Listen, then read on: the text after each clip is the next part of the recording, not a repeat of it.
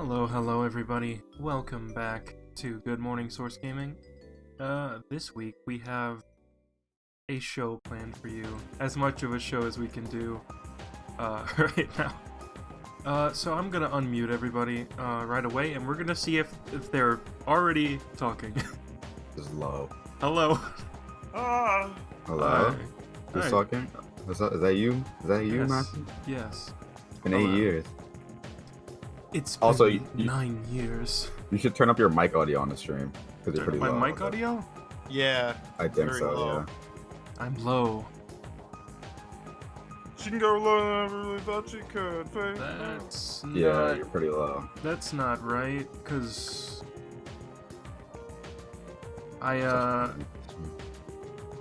my microphone is as loud as it gets. Uh-oh. Oh, what about on OBS? Okay, Yeah, so that's I added 3 gain to my mic. Please tell me if this is too fucking loud. 5 gain might do it. Hold on, let me check. I'm literally right up against my microphone. Everybody's Fine. waiting to hear. It's fine? It sounds fine. I mean, you could like nuke the music volume a little bit. Which Yeah, is, like, I'll do that. the ultimate solution. Turn that down just a little bit. But yeah, gamers in chat, That sounds good. How you clap gamers if, been doing? clap if the audio is good, and type in chat if it isn't. Matthew can maybe go like one more decibel, whatever it's called. All right. thingy. So if this is There you too go. loud, it's your fault. I mean, yeah, it is. But you were lower before, so I'm trying to help. See, this So- is so- why my speakers have a knob. Should I turn it down one or up one? I 0.5 up 0.5. I'll do that then. Yeah. This is why I just leave 'Cause- everything alone. You sounded louder, but then you also I sounded a bit louder than you, which didn't feel right. So like, okay, this is 0.5, so we all sound like we're It equally didn't at the feel same. right. Yeah, it didn't feel right.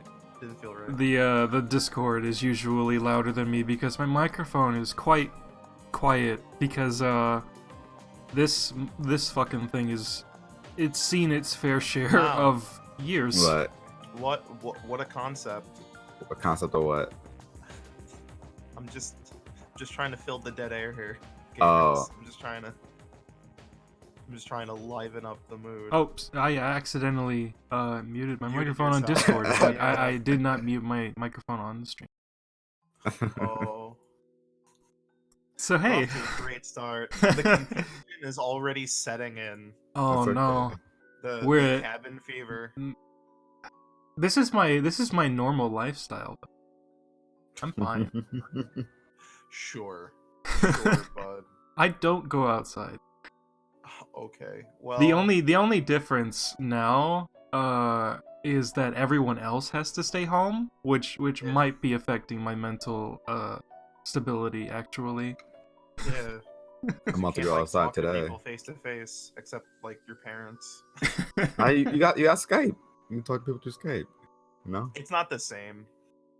No Oh, one wow. knows where to look on Skype. No one looks directly into the webcam. I'm working at home. From my office, we use Zoom. Everybody's connecting. Everybody's Remember using Uvu? Zoom. Remember Uvu? Uvu? I OOVOO? am unfamiliar with Uvu. It was I've heard of it. It was one of those like knockoff brand Skype things from like, the mid to late 2000s. I remember They're- everyone in my they're middle trying. school like used it. It was very weird. Mm. Video games. Video games released this I've been last playing them. Friday. I've been playing a video game. I've been playing a bunch of video games actually. Yeah. um, Well, now's the time. So is it time to what we've played? Yeah. Yeah. As Wait, no. as it always is, because I feel Wait, like no, we no. have a lot to talk about this time around.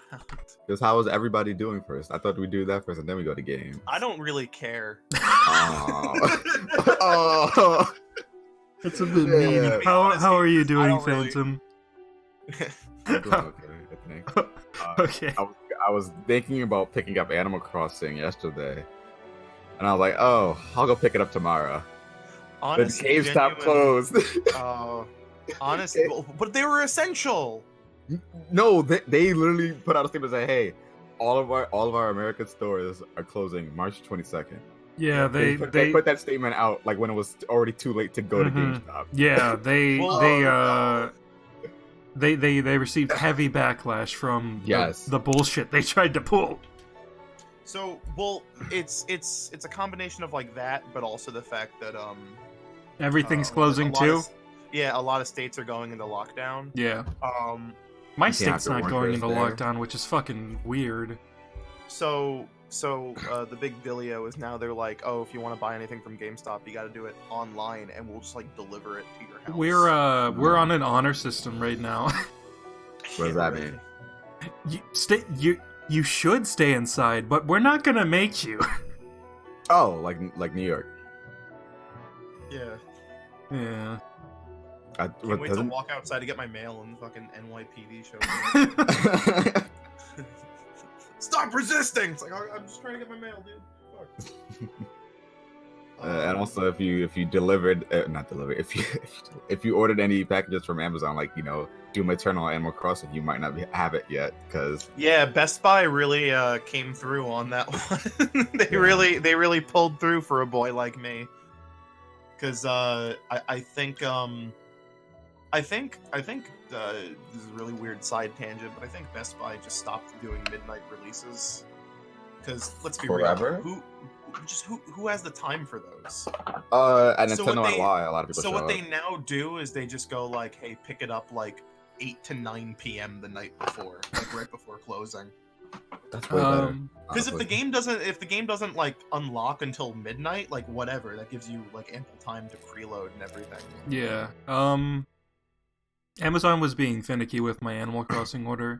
At first, they pushed it to the 24th, and then they said, "Oh, you're gonna get it the day of." And then they said, "Oh no, we just shipped it. It's gonna come on Sunday." And then it arrived the day early, so I got it yesterday. Nice. Someone in chat mentioned nobody should go to GameStop, but I hate to break it to you, I went to GameStop yesterday, but only because my local GameStop is going out of business. So, like, at the end of the month,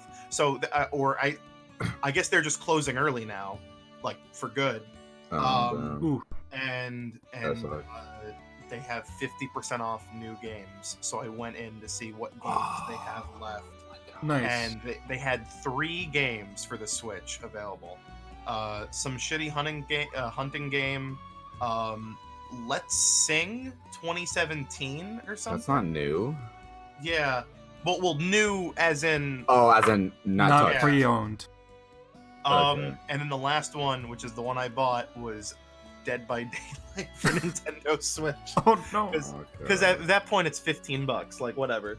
Alright. But yeah, that GameStop is done. There used to be 2 GameStops within like 5 minutes of each other in my town. I don't know what was up with that. Yeah, one of them closed. They're everywhere. That's the thing. Like, I feel like half of them were closing just simply because like there's too many of them. Yeah, and, like, honestly. proximity to each other. But that GameStop closing sucks for me because it has literally been around for as long as I can remember. Like, I bought brand new PS2 games there. Like, I bought NES games there. I'll never forgive GameStop though, because there was a really cool like retro game store, just like a town over, and they had like no competition. They were the only game store for miles. Fucking GameStop opens up in the same shopping center. They closed down like 2 weeks later. Yeah, but was it a play-in trade? No, it was completely independent. I was gonna say, because if it was a play-in trade, I'd be like, well, that was a necessary kill. No, it wasn't play-in trade. Play-in trade sucks. No. But they had like so much. Yeah. And then they closed. My friend actually, I recommended the store to him. I told him to check it out, and he went and he got like Metroid Zero Mission and some other stuff. And he told me the day after, yeah, they were closing forever. It's like, what? Damn. in regards to how I feel about GameStop, I've never really like had a problem with GameStop. I know it's always like the big meme of like, I bought a $60 game and then went back a year later and they didn't give me $60 back. What the fuck is that about? Because like the trade-in memes, which by the way, if you, like, that's just what's gonna happen with any service that does trade-ins. You're not getting your full price back. Yeah. It's just it's not a sustainable model. It might as well just be a refund. Yeah, really.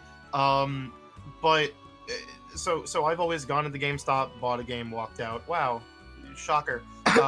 My thing with GameStop is just the fact that they are an old ass company that has like never kept up with anything. Because they basically never have sales on anything. Pretty much every game there is always full price all the time. What, really? Yeah, they never really run sales basically. on new games. It's only a recent thing, like in the last few years. Like they've been trying to restructure and try to modernize a lot more. They started doing like selling retro games, which I still think is not a bad idea because their prices are a lot less shitty than like GameCon prices for older games. Still shitty though.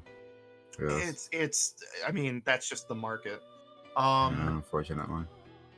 But yeah, I've always hated buying from GameStop in the last like 5-6 years because like their online store sucks. There's no free shipping, which I in the year, of our Lord 2020, how do you not have free shipping at like on an online retailer? Doesn't Amazon not have free shipping? Amazon has free shipping if you pay for Prime. Yeah, but that's so fine. It's not free. But no, but like even for longer shipping times, like Prime is just the free 2-day shipping, but like Amazon still does like 3 to 5 day shipping for free. Oh, even if you're not a Prime member. A lot of stores have a shipping method that is free. That's still like if you're pre-ordering a game, like it'll get to you on time. Yeah, I don't know. I mean, like, part of me thinks it sucks that GameStop's going out because it's like, I like there being game stores because kind of music shops have gone away and like anything related to like any store related to like one media, like a entertainment medium, is just like it's just gone. Yeah, like, there's no Tower Records, there's no like Blockbuster or anything. I think in like uptown in the Bronx, there's still like a I don't know if it's pronounced Phi, but FYE. FYE. Yeah, there's still. I think there's still one that I know that exists. That are floating around. Yeah. There's an FYE in like the local shopping center, and it's never closed. It's been open for as long as I can remember. Yeah. I don't know. I guess it's because when people go to a mall, you might as well go to the one store that has like stuff in it. Yeah. It's not really like a specialized store though. It just has like everything. Yeah, that's what. Yeah. But yeah, I kind of want to see what they do with the new stores where they're trying to turn them into like half LAN cafes and stuff. They're basically trying to turn them into play-in trades.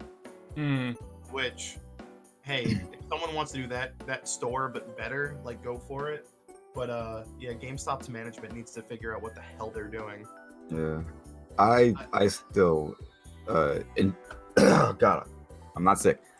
I enjoy going to GameStop still whenever like a new game drops, because where else would I go? Especially also like I realized that I was really stupid with one of the things that I did as of recent, where I went to J&L and I was like, oh, I'm gonna get some games, and I was like, oh wait, I'll get Persona 5 because I should buy Persona 5. Shit was $50. I went to GameStop the day afterwards. The shit was like $20. I was like, oh my god. The original Persona 5? For PS3. $50? Yes. Are you fucking I was like, oh my god. I bought it with Persona 3. I was like, okay, Persona 3 being like $30. Okay, fine. Persona 5 being $50. Like, isn't this like a 5-year-old game or something? Why am I paying like $50 for it? I was like, okay, well, I'm not gonna find it anywhere else, right? It's the PS3 version, right? Went the next day to GameStop. The updated version's coming out in like a few days. No. This was a few months ago. Okay. It was before. This was I think. But I yeah, think this was right Persona before 5 Royal was announced. Persona 5 has been like $20 on the PSN like constantly. Well, I want it physical. I'm not gonna get it digital. Okay, that's also another Yeah, reason but why I even like like GameStop though. even I like love the physical PS3 games. version of P5 is not like rare. It's very common. It's the version of the game like everyone bought because I wasn't thinking. No. Persona 5 sold better on the PS4. It's like the Did it Breath of the really? Wild's Yeah. effect. It still sold like reasonably well on the PS3, but the new version sold better. Everyone I know bought it on PS3 because they didn't own a PS4 yet. Oh, what else about 2 years GameStop? in. They also have that. It had the leisure of being one of the only PS4 games at the time it came out. So Yeah. Let me see. What For also GameStop has that deal was like get 4 games for like $10 if like pre-owned or whatever, something like that. Yeah, but that's all like Battlefield 4. Okay, well yeah, but like at the GameStop near my house, I got freaking what was it Guilty Gear Xrd Sign. What else did I get? I got Metal Gear Solid 4, Final Fantasy 13, and Lightning Returns. I'm sorry. What? You got Metal Lightning Gear Solid Returns. 4 Oh. and Lightning Returns. The reason why I bought Metal Gear Solid 4 was because I had recently bought the HD collection on PSN. So I was like, okay, I want to play the Metal Gear Solid games one day. I just need to get a copy of Metal Gear Solid 1, and then I have the first 4 games.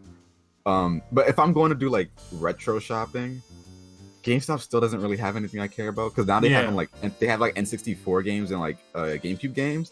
I don't have any of those consoles, but Book Off and like Book Off has like PS2 games, PS3 games. They have like everything. They even have like Japanese copies too because Book Off's great. They had so the they're really amazing. comics that I wanted. Yeah. That too. They have basically if you want anything, like just go to them. If it's old enough. My stupid old man advice is to never buy old games, but buy old consoles. Why? Because you can just get a flash card. Okay, Or, so what if I here's want the thing, and we discovered this. We realized this when we were doing the Majora's Mask live stream. Mm-hmm. Stuff like the EverDrive 64 doesn't save files. If you switch your game, save files gone, power goes out, save files gone. So, well, here's the thing. One, if it uses a little memory card, you're good. And second, that's because I'm using like a cheapo knockoff drive and not the real one that actually keeps a save going. Oh, so the real one does? Yeah, the real one that's like $130 or whatever is fine, but the one that I bought that's like $50 and made in a sweatshop is not. We were going to use an EverDrive, the knockoff EverDrive for Majora's Mask, but we realized that the power might go out, and it did go out like one of the nights before while I was staying there for like it like flickered for a second.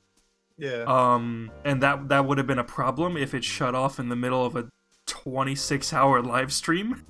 So like we scuttled to the nearest retro game shop and we just bought a cartridge. I should have just brought my own. I should have just brought my own fucking cartridge. I think I'd still prefer what's it called? Just having the physical game. If it's not expensive, like I'm not gonna pay like that's the $800 for Earthbound. But the problem isn't so much that they're like oh they're too expensive. It's that like that shit adds up over time. Yeah. What do you mean by adds up?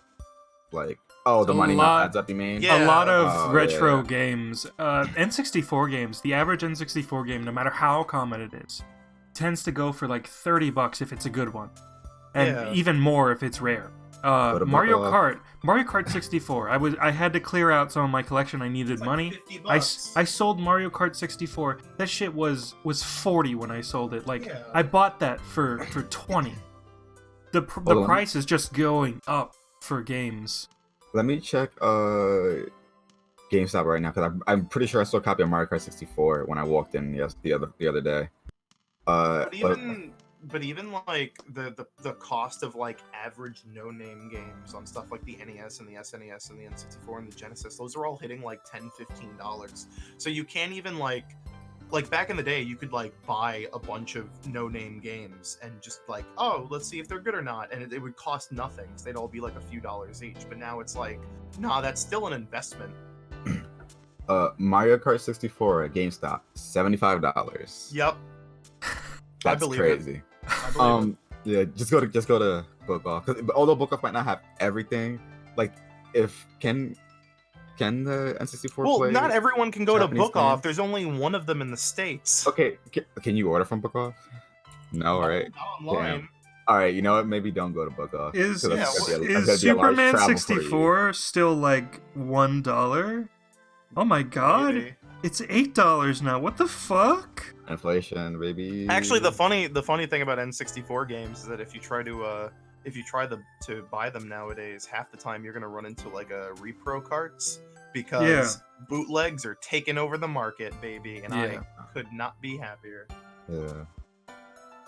I'm always gonna bring this up, but remember that one booth that we saw at NYCC? Yeah, I still think about it.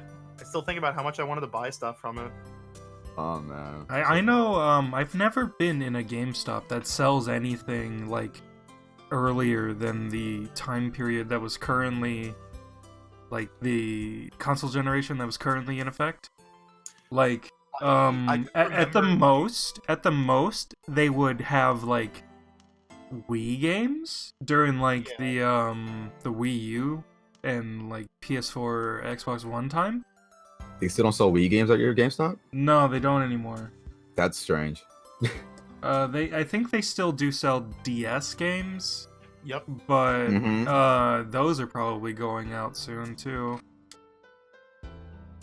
I just remember the biggest like gap in generational like releases that I can remember at a GameStop is when I was a young lad during the PS2 days, and they just had a bargain bin of NES titles.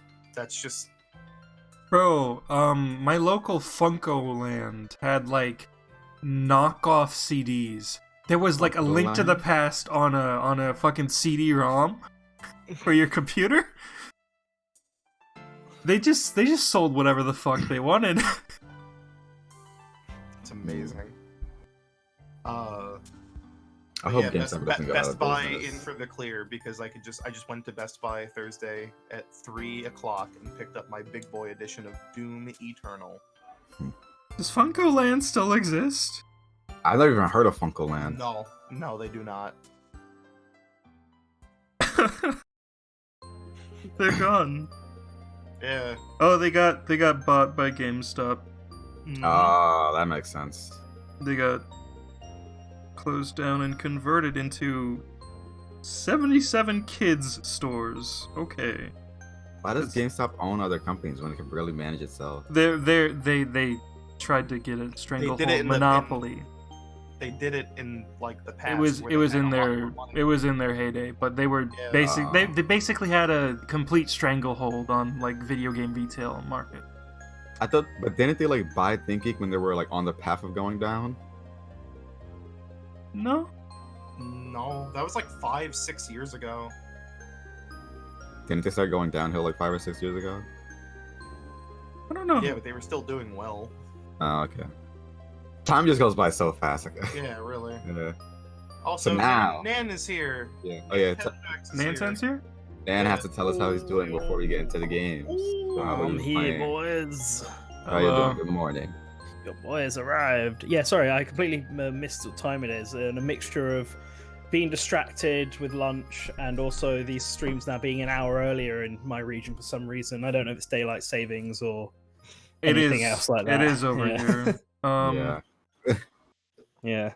So I just completely forgot about it until I saw that it was live on YouTube, and I was like, "Oh shit!"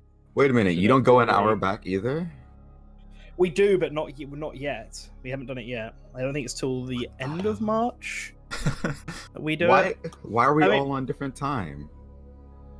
stuff. It's Cause- actually Mother's cause- Day today for us over here, which reminds me that I Ooh. need to ring my mother. Oh, so. I But, used like, to you have. guys don't have it till May, I think, or May or June Mother's Day. Yeah, May. Yeah, man. I like June's think. Father's Day. I think the rarest game I own right now is Dokapon Kingdom for the Wii. Really? Yeah. Oh my gosh. I tried to bring that to I missed Magfest what once. that game that was. and like play with people, but that didn't happen. Yeah. Yeah. What game was it? Sorry. Dokapon Kingdom for the Wii. It's really fun. I like that game a lot. Holy. I think the rarest game I own is Metal Wolf Chaos, the original Xbox release. Oh shit. Though now that you can just buy it remastered, I don't know if you can really call it rare, but No. but also Power Stone 2 on the Dreamcast and Shenmue 2 on the Dreamcast. I want to say mine is Path of Radiance on GameCube. Yeah, I bought Yeah. No, Dokapon actually, Kingdom for the Wii. I'm wrong. The Back when it rarest was game I own- $50. The rarest games I own are fucking anything for the Saturn, because those are all like $200 now. I mean, in that case, I got loads of Jesus. rare games. Yeah. Hey, if you want to make a quick, I don't know, $10,000, like sell off your Saturn games. It's okay. You weren't playing them anyway. I got my Saturn and like 5 games for 50 quid. I love the Saturn, but I am very okay selling off the game collection I have for it. I guess Like, like in the a majority of Pokemon games for like the DS are they still really expensive? Yeah. Yeah. No, not that doesn't count. Heart I was Gold gonna and Soul say- Silver go for a pretty penny. I was gonna say at my friend's GameStop, but that they were selling Heart Gold and Soul Silver for like $30, but oh wait, they're closing, so that's why I did that. Yeah. Hmm. Also, the PokePark games are kind of rare. I know, like not that they're not around as much or something like that. I think Pokemon games in general Holy are just shit. rare. Yeah. XD Why- Gale of Darkness is obviously the rarest. The fuck is Last Window, The Secret of Cape West, $70 now? It's a rare boy, that one. I'm finding out a bunch of games I didn't know are rare. Yeah, welcome to the market. Yeah, I got that game right when it came out because I was really big on Hotel Dusk and I was keeping up with it and I knew exactly when it came out. So I imported that fucking day one.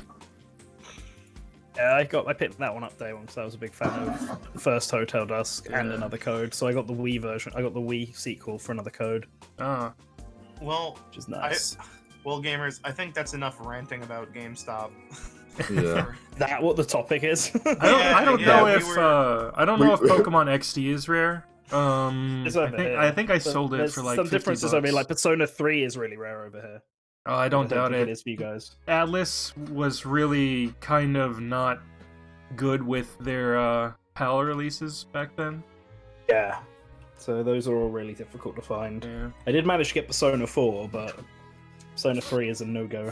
Oh wait, You with guys the- are lucky though. You have the version of Nocturne with the sticker that's the meme featuring yeah, I've Dante got from that the version. Devil May I've Cry got that series. version of Nocturne. Yeah. Oh wait a minute, the rarest game I own is Devil's Third, which according to the GameStop I bought it from, is the only Devil's Third sold in my county. So Wow. God, that game's a piece of shit. it is a magical mystery. But speaking of rare, It's $160? yeah, buddy. What? Maybe not overseas because like it In the actually PAL had a- region, I see a listing for the PAL region version for like $30. Yeah, exactly. Because they it's actually not that sold rare. they sold copies of it over there, but in the U.S. they did that weird like one print and that's it. Yeah, well, because they weren't going to sell it at all in the US until Yeah. people complained about it. Yeah, While I'm on the topic, hey Nan, can you send me a copy of Fatal Frame Maiden of Blackwater for the Wii U? Thank you. I gotta very find. I gotta find one for myself first. much.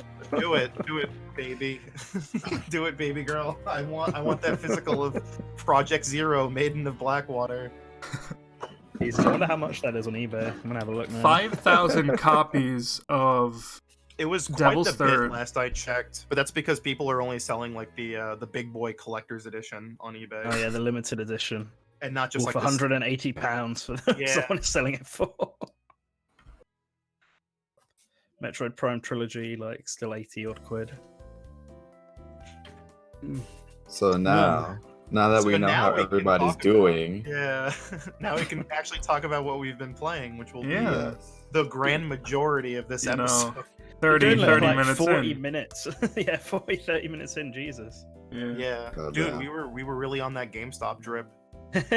Well, the cheapest I could see it on eBay is £40 for the physical version of Project Zero. That's That's not too bad. I'll bad. do Box it. only. Oh wait, hold on. No, Oh, it's what? box only. Box only? What? I love those Selling listings. just the box. I love those listings, especially when they're like an exorbitant price, you know.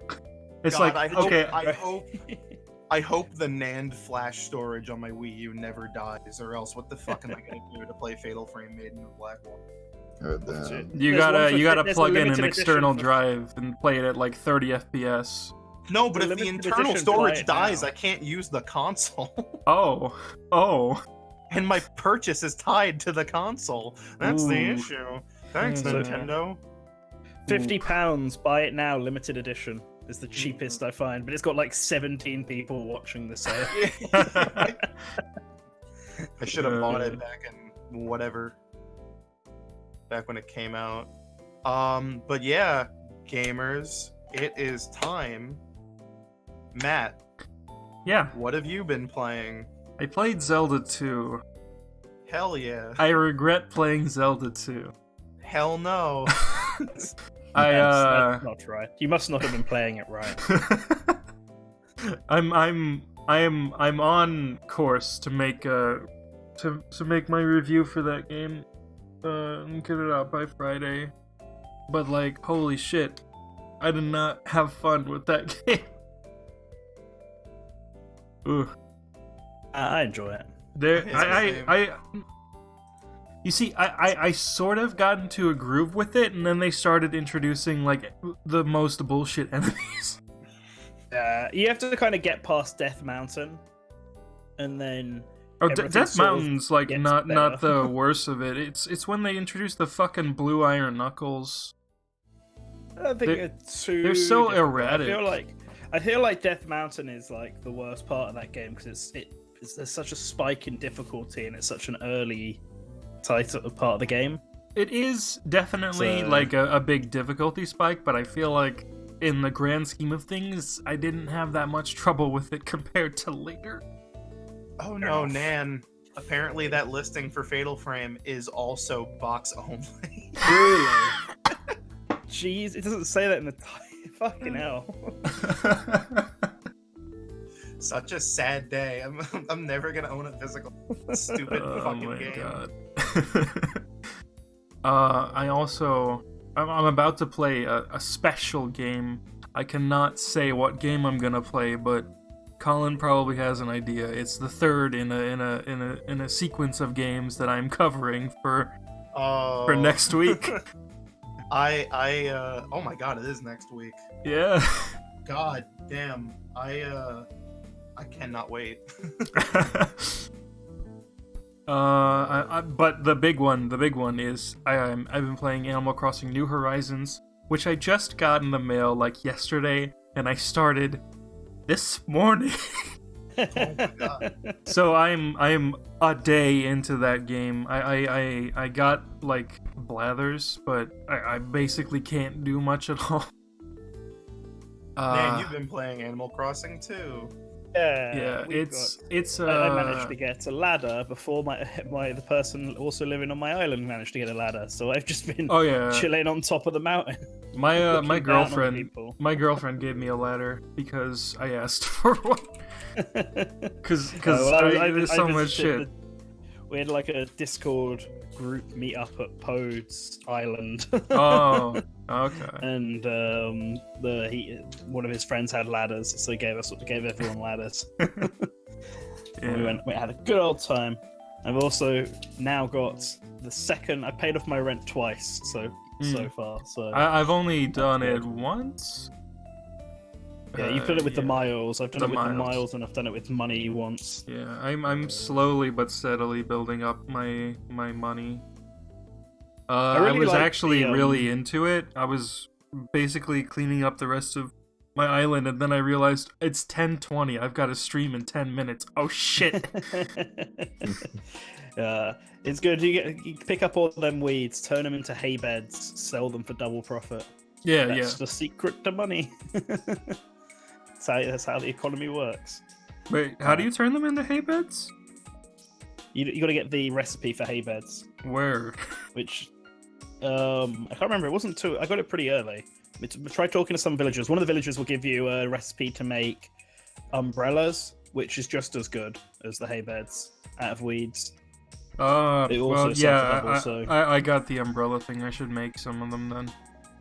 yeah, do that. Now I really like this game. I really like that there's a more incentive outside of just having to pay off your rent. Yeah. Like we finally managed to get enough iron ore because it's as rare as diamonds to build the shop, which means Yeah. the shop's going to be open tomorrow, which is great. And the museum is still under construction, which I've just got, like everyone else, hundreds of fish and bugs waiting outside Blather's museum. Waiting for him to open. It's going to be flooded with fish and insects when he starts. My cabinet is filled with fish and bugs. I'm building up my Nook miles now to get more inventory space because that's been the one thing that's been annoying me so far. But I spent like the majority. I spent the majority of my Nook miles on the appearance options because I really wanted a specific look for my character. I'm gonna put him on screen now, but I had to make sure. I had to make sure that I could RP Virgil Devil May Cry. Yeah, I think I saw your picture on Twitter. Yeah, there he is. It's Virgil Devil May Cry. The pocket pop. We got I don't like a lot of the hair. Like my housemate saved up for all the hairstyles and different colors and stuff like that, and just didn't like any of them. Yeah, I don't personally like a lot of the hair, but I was lucky enough that there is indeed a hairstyle that looks like Virgil. Yeah, that's pretty good. That's pretty decent. Is the hair like light blonde or white? I can't tell. It's gray. It's gray. I think it's just the lighting inside the house where I took the photo is like yellow. I mean, I spent a good chunk of yesterday, well, a good chunk, yesterday evening making that picture that I then posted on Twitter. If you want to put that on the stream. Yeah. Oh, that's really good. All right, I'm gonna put this up. I'm gonna put this up on the screen. This is really good. Yeah, my house is still like that, and I've made it even creepier. Me and my housemate gnomed each other. Wait, hold on. Animal Crossing. I gotta. Oh my god! You made the No, don't. Sonic. Yeah. Okay. Slap it on the stream. I'm getting the music ready. Oh my god. So while yeah. Okay. Yeah, I was just gonna say, like, me and my housemates, they were selling garden gnomes in the Nook online order things, and we both ended up, without realizing what the other was doing, both ordered gnomes and sent them to the person with the message, "You've been gnomed," just at the same time. So we both woke up to it this morning, like, what the fuck? Oh, it's fun. This is such a fucking. This is a fucking good image. I had to remember all my Japanese to write that out. Oh boy, you got the music as well. Yes, I do.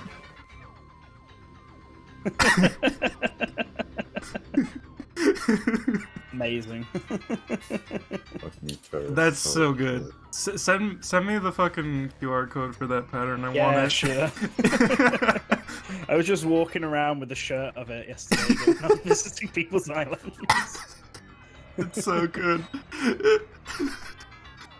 I'm I love gonna this. spend some time making some Source gaming themed clothing because Oh why yeah, not? we should like make our logo, make Yeah. like Source Kun shirts.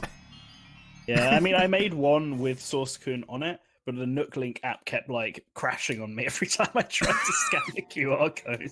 Nice. So,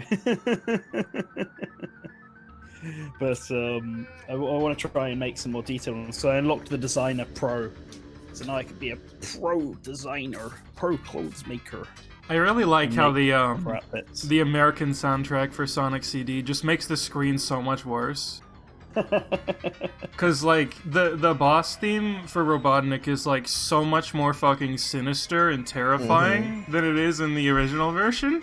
Work death, suck it to death. Come on, man. Work death, Yeah.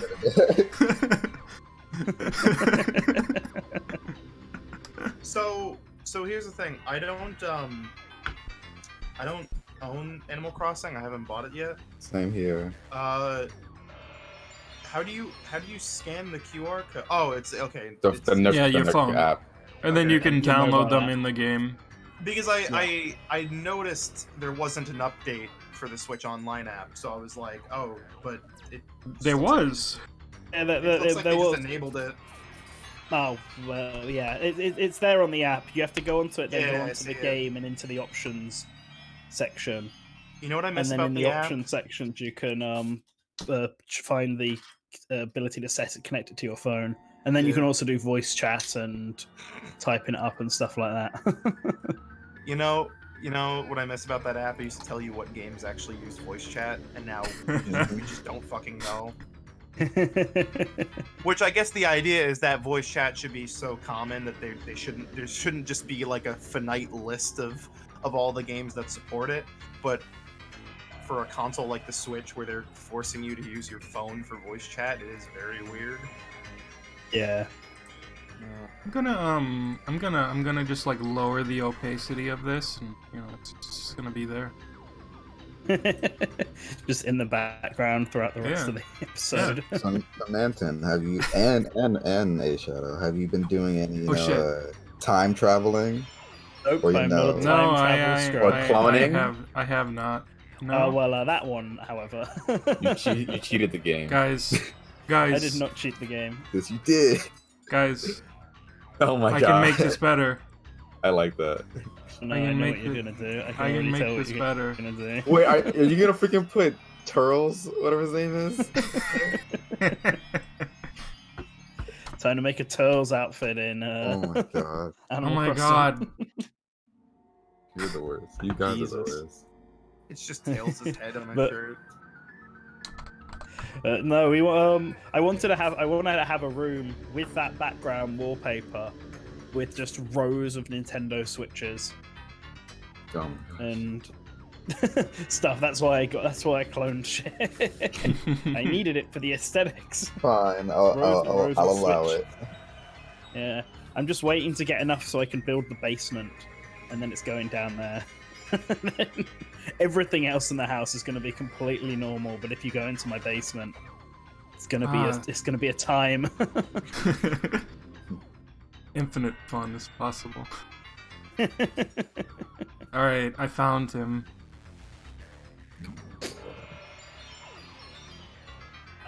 But yeah, He wasn't on this computer, but I found him.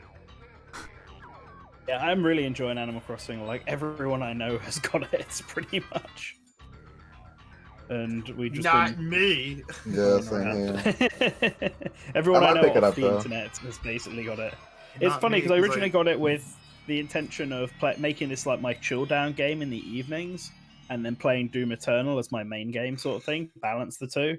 And I think I've been playing more of this than I have. I just keep feeling like I want to go back and build the next thing, or find some more bugs, or go to the island, try and recruit villagers. I'm on a mission to recruit a penguin and a hamster to my village.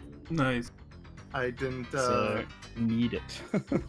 I didn't buy Animal Crossing because I was too busy spending like $200 and something on Doom Eternal and Half-Life Alyx. so I can play them in the same weekend. Oh yeah, Half-Life Alyx came out. I completely forgot that came out like last week. It's tomorrow. I should is it? I thought whoop it that was sucker last to week. death on now. No, it comes out tomorrow. Yeah. To have reviews for it come out. Because, what do you mean? How did reviews for it come out? It's embargo went up. So that's what I'm saying. Have reviews for it come out? Some have. But I don't think there's like a. Let me check actually. I want to check. Like Metacritic. I don't see anything. Wait, you talking about for Animal Crossing or For Half-Life Alyx. oh Half-Life? Oh yeah, I guess nothing gone up. I think It comes out. it Comes out tomorrow. Yeah, I think it's just been mostly like preview stuff then. Neat. Yeah, Animal wait. Crossing. It's a good game. Very good game. Very enjoyable. You Whoop know what that else is a good sucker to game? death. Doom. Doom Yeah. Eternal is a good game. Yeah, it And is.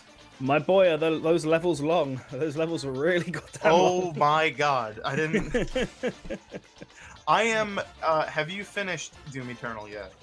Oh, I've just beaten the Super Gore nest. Oh, so you're like halfway through that game. Wow. Okay. Yeah, yeah. To give perspective on how long this game is, it has the same amount of missions as Doom 2016. It's just that all the missions are now like an hour and a half to 2 hours long, Holy shit. as opposed to like 30 minutes. Yeah, Yeah. I was comparing it to with my friend because he's playing it on PC and I'm playing it on PS4, and we're sort of running through it together. And I realize it's kind of like Sonic levels where they're different. You got the zone, and then the zone is split up into multiple acts that you have to go through. Because Yeah. pretty much every level has a point of no return, except for the Super Gore Nest, which is just like this weird Metroidvania open level where you're trying to find key cards. Kind of like the classic Doom levels. You can backtrack Hey, like mad hey, in that chat. level. Here's here's the QR code for Sonic. For all of you out there. If you want it, you got it. But Unknown from unknown. Doom Eternal, I've been looking forward to it because I like Doom, and I like Doom 2016, and I wanted more Doom 2016. And Nan, you've played Doom 2016, right? Or no? Yes, I have, yeah. Okay.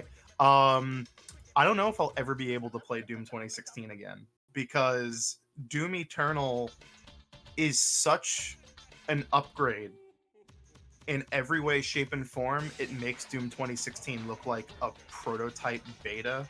But definitely very different. Yeah, That's pretty.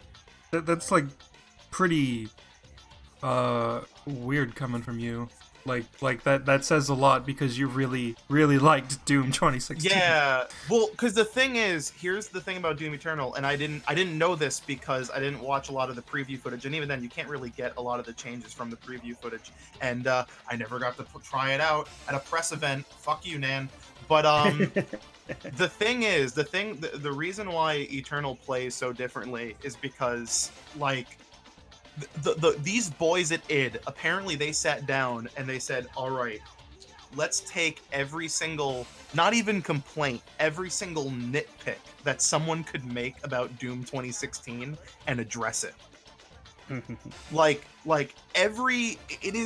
This is a sequel, this is a direct sequel, but every single aspect of this game, from the level design to the enemies themselves, to the pacing, to the overall balance, the guns have all been retweaked, rebalanced, repurposed, to the point where, like, whereas everyone was like, wow, Doom 2016 is kind of like a character action game if it was a shooter. Doom Eternal is a character action game. Like, there's no way around it. Like, it is the first-person bullet hell that Doom 2016 was, like, inching close to.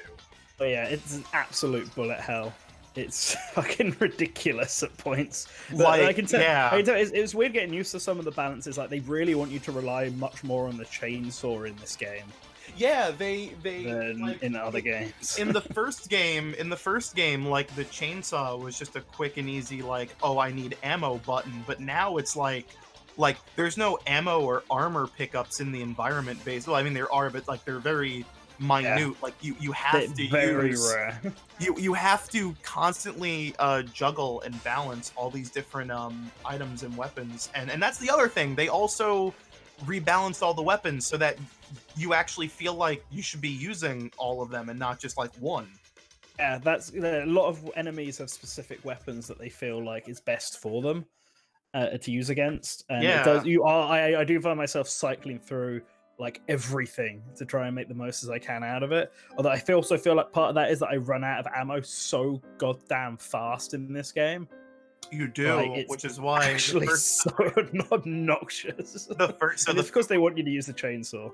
well, that's why the first thing I did was started putting all my sentinel runes in Into ammo upgrades. To into say I ammo did the same upgrades. thing. But I mean, like it is a juggling act, and like over time you start picking up on all the little nuances and how like these environments are designed and like the enemy placement, and you start going like, oh, like I remember watching preview footage of from January, and like Doom guy walks into a room and there's just like 6 or 7 just random zombie enemies corner, and I'm like, why the fuck are they there? Like what kind of level placement is that? But now I'm playing it, I'm like, oh, I need armor, so I press R on them for them to basically just melt armor at me so I can take on the cyber mancubus in the corner. That's the thing I like- always forget about. I always forget to use the flamethrower, the flame belch. Yeah, Yeah. I cannot, because once you start upgrading like that and the ice blast and the chainsaw, it's like it you just go ham, you go crazy, and it's so it is so cool. Like holy shit. I think like anyone who played Doom 2016 and was in like the group of people that wasn't like crazy about its combat, like I think they would like Eternal a lot more, because it's just such a it's such a retooling, it's such a repurposing, it's such a better experience. I'll give it a Yeah. shot sometime, because I, as you know, I did not like Doom 2016. Yeah. But This one's a lot more fast paced. It almost Yeah. feels a lot more retro. Like I've appreciated it because I've been playing through all of the Doom games in the build up to this one. Yeah. Which I only beat Doom 1 and got halfway through Doom 2. But I've appreciated this one a lot more because there's things I recognize and stuff like that. A lot of the weapons this are is- designed to this- look a lot more like the original game.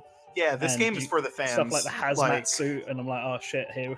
I start recognizing I know what the blue orb does now. So I'm Yeah. like, oh, every time I see it, I'm like, oh yes, please just make a mad dash towards it.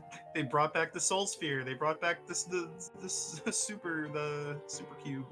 Yeah, and I feel like levels feel Charge. in their size, and especially that the Gore one feel a lot more like classic Doom levels if they had that Z axis. Yeah, they do. And like, not Z, if they had more verticality towards them They're and more like, platforming. I mean, as I said before, the game is long. I think the average playthrough is supposed to be like 18 hours, maybe. Like it's they really like they went ham on making this game significantly longer. But that's also because there's just so much more to do, and there's like a lot more incentive to like revisit areas you've played through, collect secrets, do the little Slayer Gate missions, and Yeah, there's a lot more secrets. So they're much more generous in secrets in how you get them. yeah, you no And longer have this, to like- pull up the auto map to like, oh, there's a Praetor suit token over there. Like they kind of like every secret in this game has been like me about to exit a room and then go, wait a minute, and then I turn around and like in the corner of my eye I go, and like just start dashing towards it. Yeah, the auto map does really like you get the Praetor icons, and I just put them all into navigation. Or no, actually I Yeah. didn't, because I originally put it into navigation to know where the auto map was, because that's always sort of super useful in Doom games. But then I realized if I could just put them all in the top one to know where secrets are, I Yeah. don't need to bother about any of the other navigation stuff. Yeah, really. Which kind of that's, makes like, it the most slightly important one. unbalanced in some way. Like, you just automatically save up, go for the top one, and the others don't necessarily matter anymore. I think it's still pretty balanced because like they tell you the general direction of where things are, but they don't tell you how to get to them. You still have to like finagle that. I mean, yourself. picking the prior to suit points is what I meant. Yeah, For stuff yeah. like, once you've got that's where the secret ones are, there's really no point in like the middle two navigation I actually think things because they all sort of work towards it. I actually think I think like the biggest problem, well, not the biggest problem, but I think one of the problems I have right now with Eternal is like the runes and the Sentinel crystal upgrades kind of suck in the case that they're a lot less useful than they could be. Yeah. Because in Doom 2016, like, you just opened up a little crate and you squeezed a little crystal ball, and then boom, you had like more armor or more ammo or more health. But now it's like it's the same thing, but it's also like, oh, flame belch lasts longer on heavy enemies, and you're like, that's neat, but okay. I think the rune ones are the worst examples for the simple fact that They really cut them once you down. they cut them down to 9. You can only equip 3, but you can get them in any order. So once you've got the 3 you feel are the most useful, there's almost no reason to go after any of the others. Yeah, really. Like Like at that unless point, you really like, just want to mix and match. But like the first rune I got was like the one that like when you die you're like oh not yeah, really that was the dead. second one It I comes got. back. Yeah, well that's the first one I got because that's like the most helpful one ever. It almost negates having the extra life system in the game. No, it only works when one life run. So if you die, if you get to that point again, then it doesn't kick in. Yeah, But I got the so that I could glory kill from a further away. Oh, Because yeah, that's of using course glory always- kills and chainsaws to like jump gaps is always and get through walls and stuff like that is always super fun. it's I actually found like you launch into glory kills and chainsaw kills from like quite a distance away Yeah. anyway in the base game. Like It's like another dash. yeah, if you look at anyone, like they're gone, they're done for.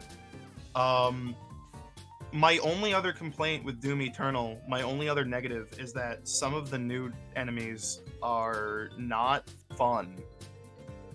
I'm trying to think what new enemies there, because obviously I haven't, it's been a while since I played Doom 2016, and now I've been playing the originals, and now I've been recognizing enemies that are new in Doom Eternal that were in the originals, like the The Arachnotron, spider yeah. one. Yeah, Arachnotron. But I have 4 new additions that I am not too crazy about. One of them actually isn't really a new addition, but we'll get to them. The first 2 are the Prowler and the Dread Knight. I don't like them because they just feel completely unnecessary to me. The Dread Knight is basically just a Hell Knight, but with the Baron of Hell's little arm spiky things. Mm-hmm. I don't know why they're in the game because you already have the Hell Knight and the Baron. Yeah, I hate the Prowlers. The Prowlers are just obnoxious. The Prowlers are the worst because they're just chunkier imps.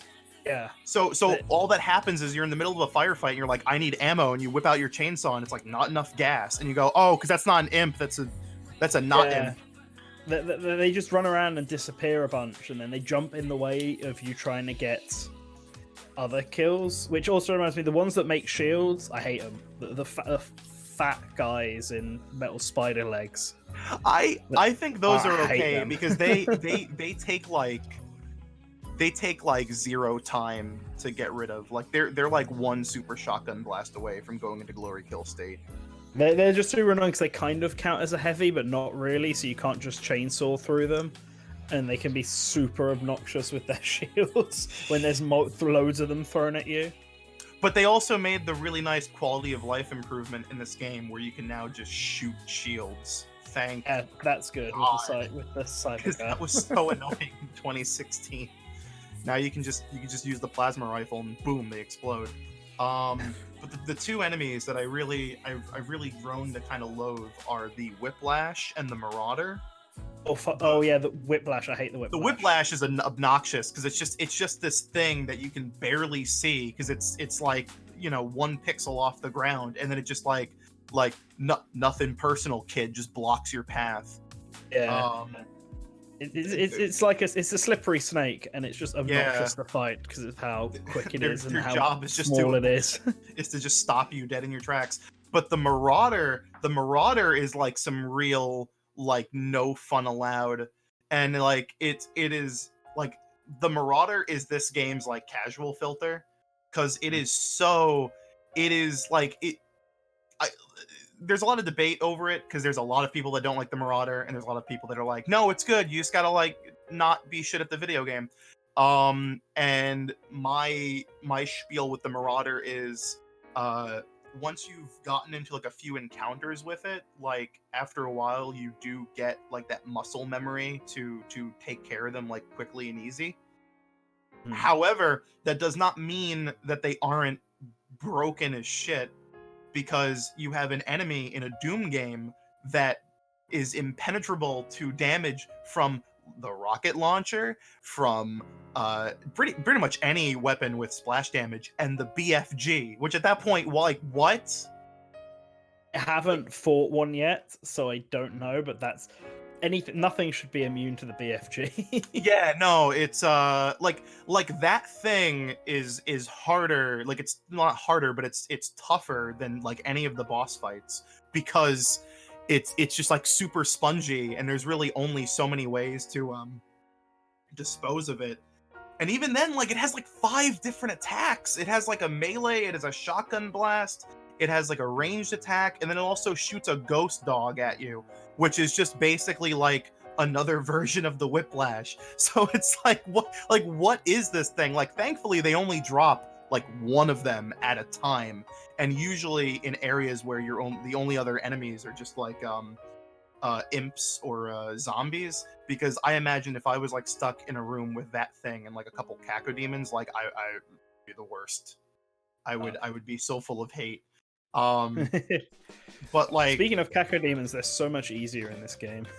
Yeah, they are. They're like, grenade them in the mouth and then watch them just like get stunned instantly. Yeah, really. There's just fantastic.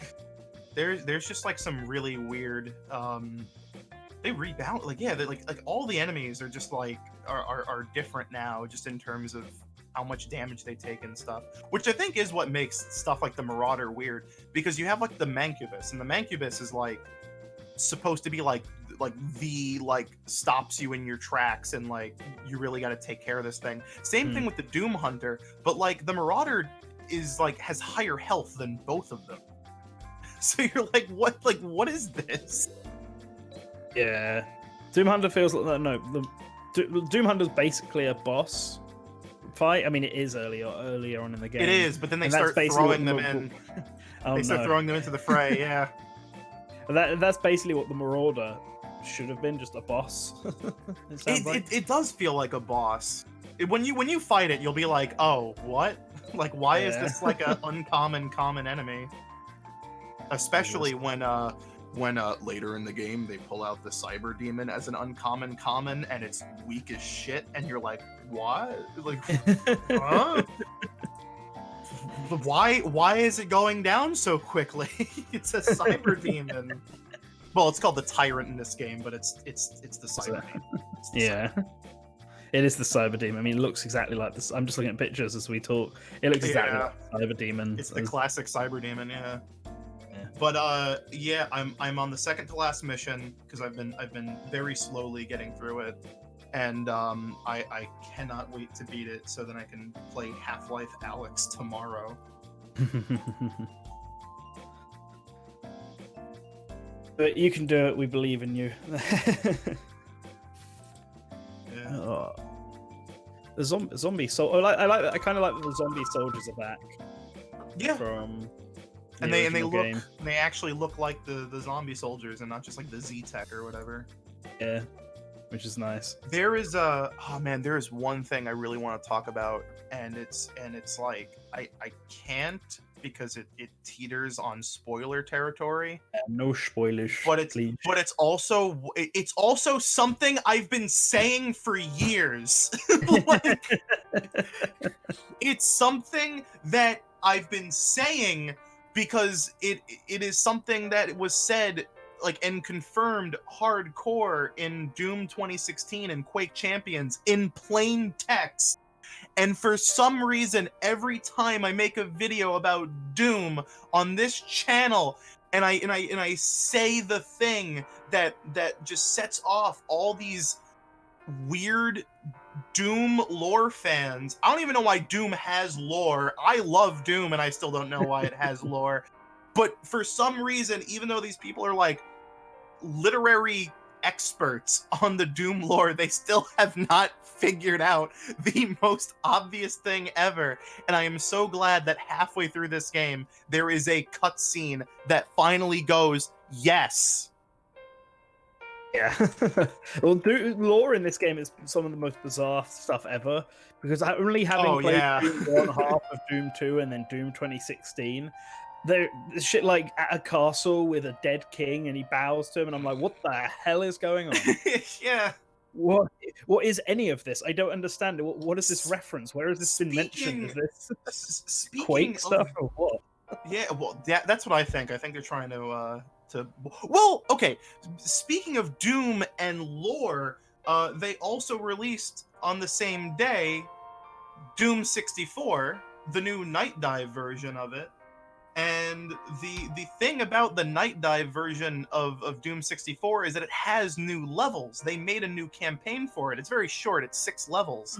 And literally, the only purpose of it, and this is the reason why I say what I was saying before is only kind of spoilers, is because the whole point of this new campaign is to literally bridge the gap between Dooms 1, 2, and 64 and Doom 2016 and Doom Eternal. Yeah, I figured that was. Bro, do they ignore Doom 3? No. But Fuck. No, but yes. In the official, okay, here's the deal, all right? Of all the mainline Doom games, of all, 1, 2, 64, 3, Doom 2016, and Eternal, Doom 3 is the sole game not featuring the same protagonist as the rest of them. Great. Doom 3 Marine is just a guy. Happens in the same universe, but he's just some guy. Doom 3 is going to be the last one I play at this point, which is quite funny. Doom 64 is the real Doom 3. Thanks, Midway. Well, now it really is, because it's directly linked to the new games. They show the ending of Doom 64 in Doom Eternal. I can't believe this exists. Like, it's so weird. Oh my god. Oh my god. It's this is so nutty. Like it is nutty, like how much stuff they've brought back from previous games like into this new one. And it's so is this your Devil May Cry 5? It really is. like I didn't want to make the comparison, but it really is. Like it's so it is very obviously made by a bunch of super fans who went crazy. And it's like it doesn't even just stop at the Doom fanfare, because like there's Commander Keen references. You can unlock music from Commander Keen and Wolfenstein 3D. Yeah, and lots of Wolfenstein song. And Quake 1 and 2 and Quake Champions and like the Doom guy owns a copy of Quake Champions. Yeah, there's of Doom 2. Doesn't he own like a copy of Deus Ex that's just like a bomb or something? So there's a bookshelf on the wall in Doom Guy's little quarters on his hub world ship. And on the shelf, on the bottom shelf, he has physical copies of Doom 1 and 2 and Quake 1 and 3. And then on the shelf above it, he has a bunch of on the top shelf is a bunch of classic novels that have had like all their titles rewritten to mimic tear or not to tear. Yeah, to tear or not to. But then you have this middle shelf of books that are all references to other video games. So you have like, I'm pulling up right now, you have the Vault Dweller Survival Guide, which is a Fallout reference. You have To Pray or Not to Pray, which is a really fucked up reference to Prey too. Cooking from Hell's Kitchen, Thy Flesh Consumed, which is episode 4. My favorite of these is Retconned, The Life and Times of Flynn Taggart, which is from the Doom novels. Living with Rage, The Spear of Destiny, A Post-War Deconstruction, UNATCO Training Manual, Bomb Defusal. Yeah! Mesa Science Monthly, Facility Unforeseen Consequences, which is Half-Life. You have Why I'm So Great, Part 2 by Dork Norcom. There's an Unreal reference in there. There's What about Mustache? I remember that one. Oh my god. Okay, I have to explain this because so there's a book called How to Comb Your Mustache by Clifton M. Fishbach. Do you want to know what the reference is? Go for it. That is Markiplier's father. What? Why? Clifton Morris Fishbach is Markiplier's father. Oh. So the reference, because the mustache, the Markiplier's pink mustache thing. Yeah. But also because this man's mother's maiden name is Doom. Oh my god. Okay. Mind blown. That's fucking weird. It is wild. And the jokes don't stop. Like, there's so many like jokes in the environment. There's so many in the Super Gore Nest level. There's a clothing store, and its logo, the title of the store is Ugo, UHGO, which is an anagram of Hugo, Hugo Martin, the guy who created the game. But like later on, you see that logo again, but there's like some demon crust covering the G, so it says "uh-oh." And it's like, there's a Mario Kart reference. There's a restaurant called Mario's a la carte restaurant. Like,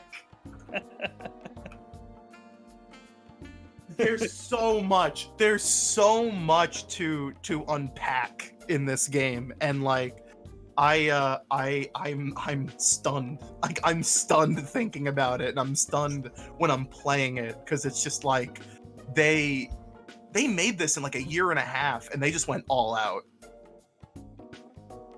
They've really made it like a swan song for Doom, like a proper. They brought the Doom series back with 2016, and this is like the big celebration.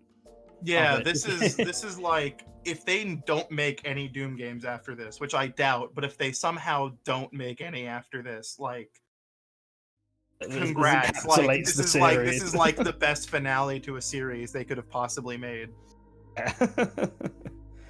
It's good. So it's a lot more about Doom than Animal Crossing.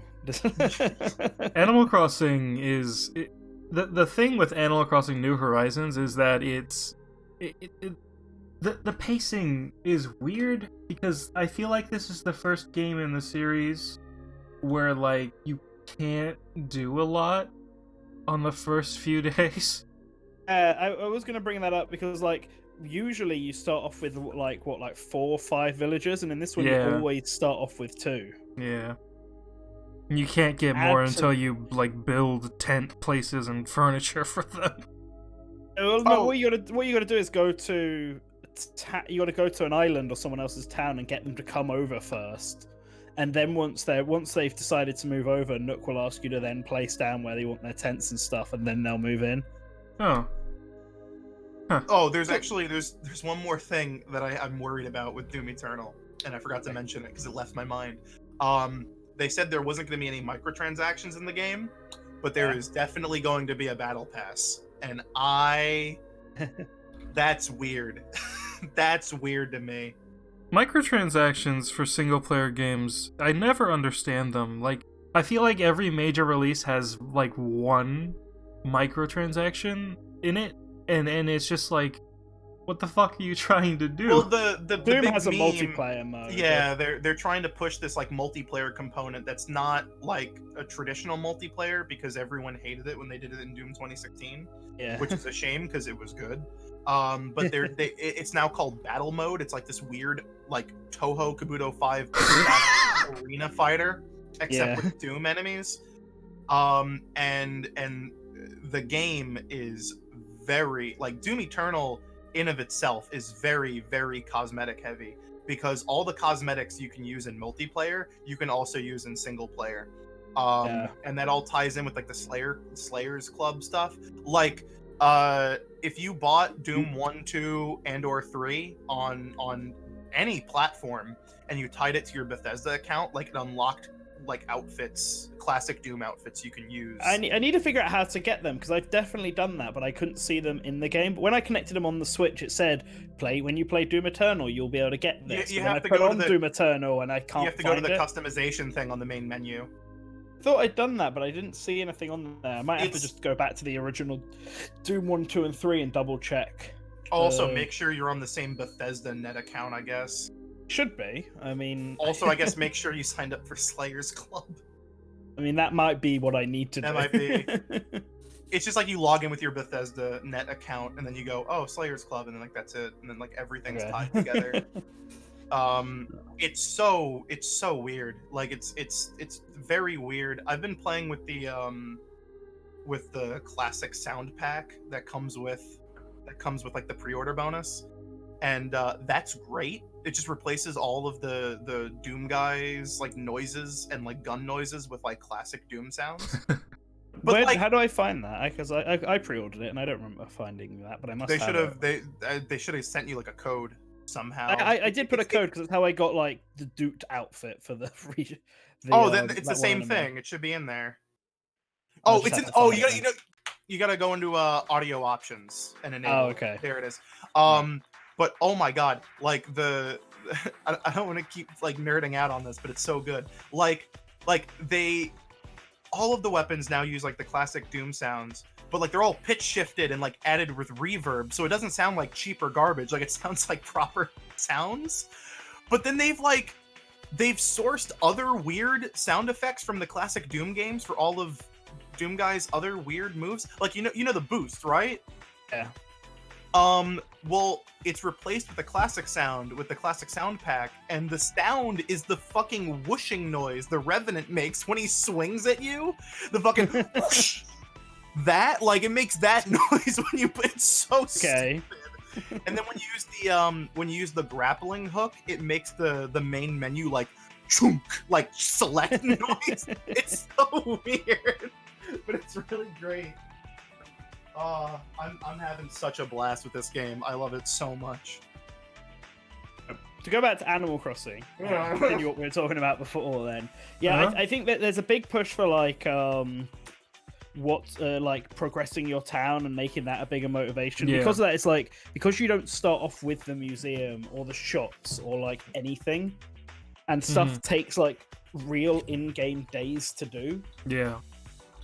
It's a weird sort of sense where on the first day you basically do everything that you can possibly do, and then you hit a deadlock where everything's going to take 24 hours before it opens up, or at least a day. It feels very much like a it feels like a mobile game. It feels specifically like Animal Crossing Pocket Camp.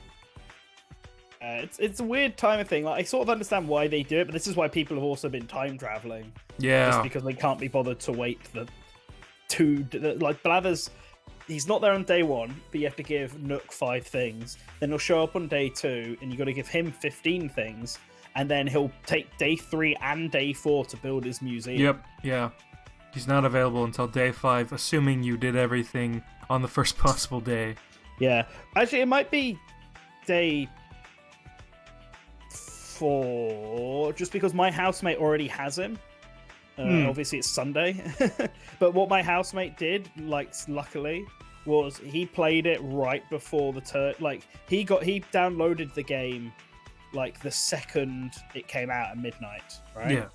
But that's in Animal Crossing time still counts as the Thursday. Yeah.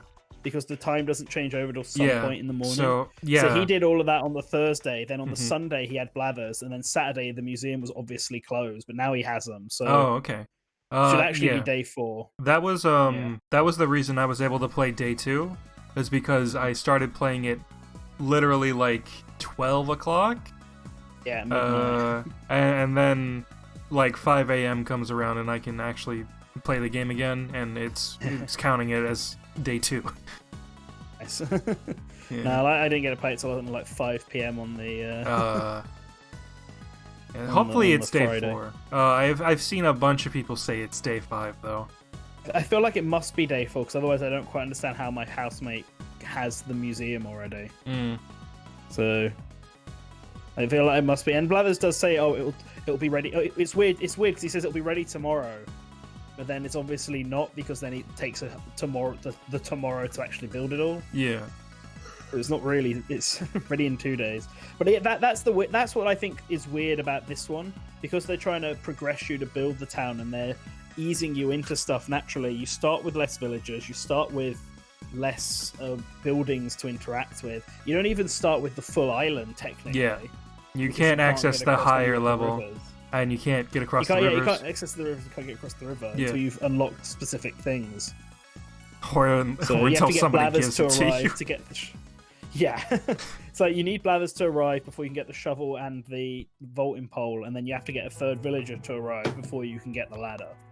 It's Nook's Cranny. Is it Nook's Cranny? Yeah, it's For the Nook's ladder? Cranny Okay. for the ladder. I thought it was the third villager. Yeah, it's Nook's Cranny. I'm annoyed. I kind of wish I could manage to get Nook's Cranny yesterday, but like just finding iron was ridiculous. Yeah, it's really hard. I've only got like 10, and I haven't like used a single one aside from making a crafting bench. And that's the thing. I should have probably gone to the island yesterday, but I didn't. I did the island first thing today, and I got like 20 pieces of iron from it. So if I had done that like yesterday, I probably could have finished it off. And then I could have done all of that yesterday and had Nook's Cranny open today. Oh well.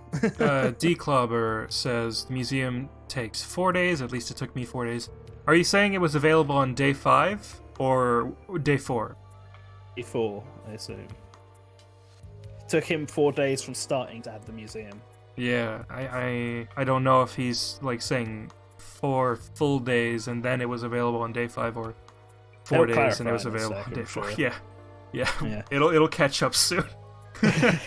But I think that's what it is. That's the thing that makes Animal Crossing feel different from the others. You're not starting off like remember in New Leaf, you started off as the mayor, and then it gives you a bunch of all these early tasks it wants you to do. There was so much more to do. And this one's also structured a lot like a mobile game, where it wants you to wait to do stuff. Available on the 4th day. Okay, good. I don't have to wait until I'll have the museum tomorrow. Wednesday. Annoyingly, I can't get the turnips until Nook's Cranny is built, which means I won't get the turnips until next week now. That's annoying. Yeah. So, rip me, but oh well. Oh well. Ooh. Radio games. Is Phantom still there? Yeah, I'm still here. Hi, how are you doing? I'm doing fine. What have you been playing, Phantom? Because you've clearly not been playing either Doom or... Absolutely correct. So I've been playing. I've mostly just been playing Smash, because me and my friends made up this. Well, she made up the mode, and then we all started playing it called Ball, where you're stuck in a room. Or your stamina mode is teams, and you just have like every like destructive item, so like beast ball, bats, and then assist trophies and stuff like that. Other than that, I've been playing, outside of that one game that's actually like a full finished game, I've been playing mostly demos from the Steam Spring Festival, because GDC got canceled. Oh yeah. So I played like 30, no, not 30 demos. Hold up, 1, 2, 3, 4, 5, 6, 7, 8, 9, 10, 11, 12, 13. Wait, no, 12, 13, 14, 15, 12, I played like 22 different demos and and recorded the footage of all of them because I plan to talk about them. Okay. Some of them were games that like we knew about for a while, like Roki, that indie game that was in like one of the indie directs like two indie directs ago, something like that. It's the snow one where the girl is like walking through the forest. It's like a point. Yeah, I Yeah, vaguely it's remember a that, yeah. point, like, not point and click game, but like you're walking around in the forest and then you have to like you find different items to help you progress and stuff like that. The demo honestly wasn't really good because it drops you in like chapter 2. It's like, okay, do this little thing where you help this Yeti get a sword out of its arm. It's like, okay, and then after that, right after you get the sword out, the demo just ends. It's like, okay, I still don't understand. You haven't told me like what the game is about in terms of like a gameplay standpoint. No, not the gameplay. It's like a story standpoint with ending. Like, because I don't remember what the trailer was like, but it's like you just dropped in like the most you can assume is, oh, she's a girl that's probably trying to find her way back, but I don't know what else there is other than that. There were some other games like Ember, which is actually no, moving back to just the ones that you guys probably know about from the indie direct. Elder Souls, which I believe was in the last indie direct, the one that we just watched this past week. That game is really fun. I've never played Dark Souls, but I'm going to assume that Dark Souls is part of the inspiration. You're just like a, I don't remember what the word is that they use for like this traveler, but you're just a traveler with your beast blade or whatever it's called, and you're just walking around. You sometimes find items that'll help like local citizens that are still alive in like this totally like destroyed world. And like the demo has 2 bosses, but I'm assuming that all you're going to be fighting in the game is bosses. And the bosses, once you get the mechanics down, it's not that hard, but it takes like a lot of patience. You have to like, and the bosses have like these huge health bars that take up the entire screen. So it's like it can be about a 10 minute matches, 10-minute boss fights. But if you're not skilled at it right away, it took me like an hour to finish the whole demo with only just 2 bosses. So it's really just a matter of like remembering the patterns, remember when they're what attack leads into what else, because sometimes it's not always the same thing. It was just really fun to play a game like that I've never really like tried before, that I've never played before. Did you try Liberated? I don't even see that. That was really, because that was in one of the previous indie directs. I think the last one before the most recent one. I don't know if that had a demo. It does. It does? What? Yeah. Where is it? On the same page as the rest of them. Let me see, because I'm gonna go back because I don't remember seeing it. Let's hope this loads faster. Where is it? It should still be up, right? Okay, there it is. Yeah. I it's not in my library, so I know I didn't play it. But where is it on the list? Liberated. Where the hell is it?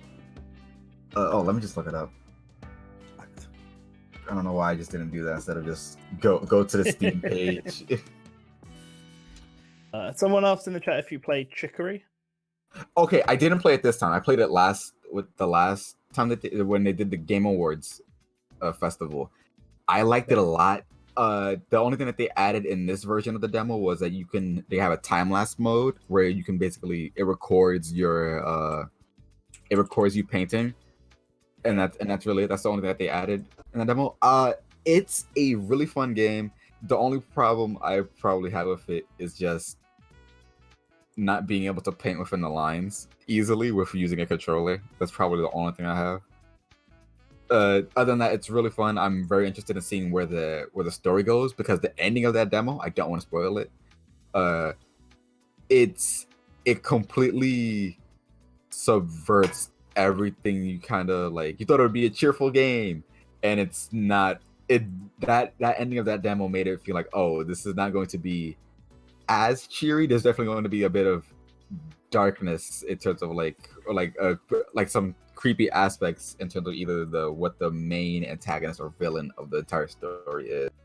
What else did I play? Hold on, let me go back to my library. Did you play the Resident Evil 3 demo?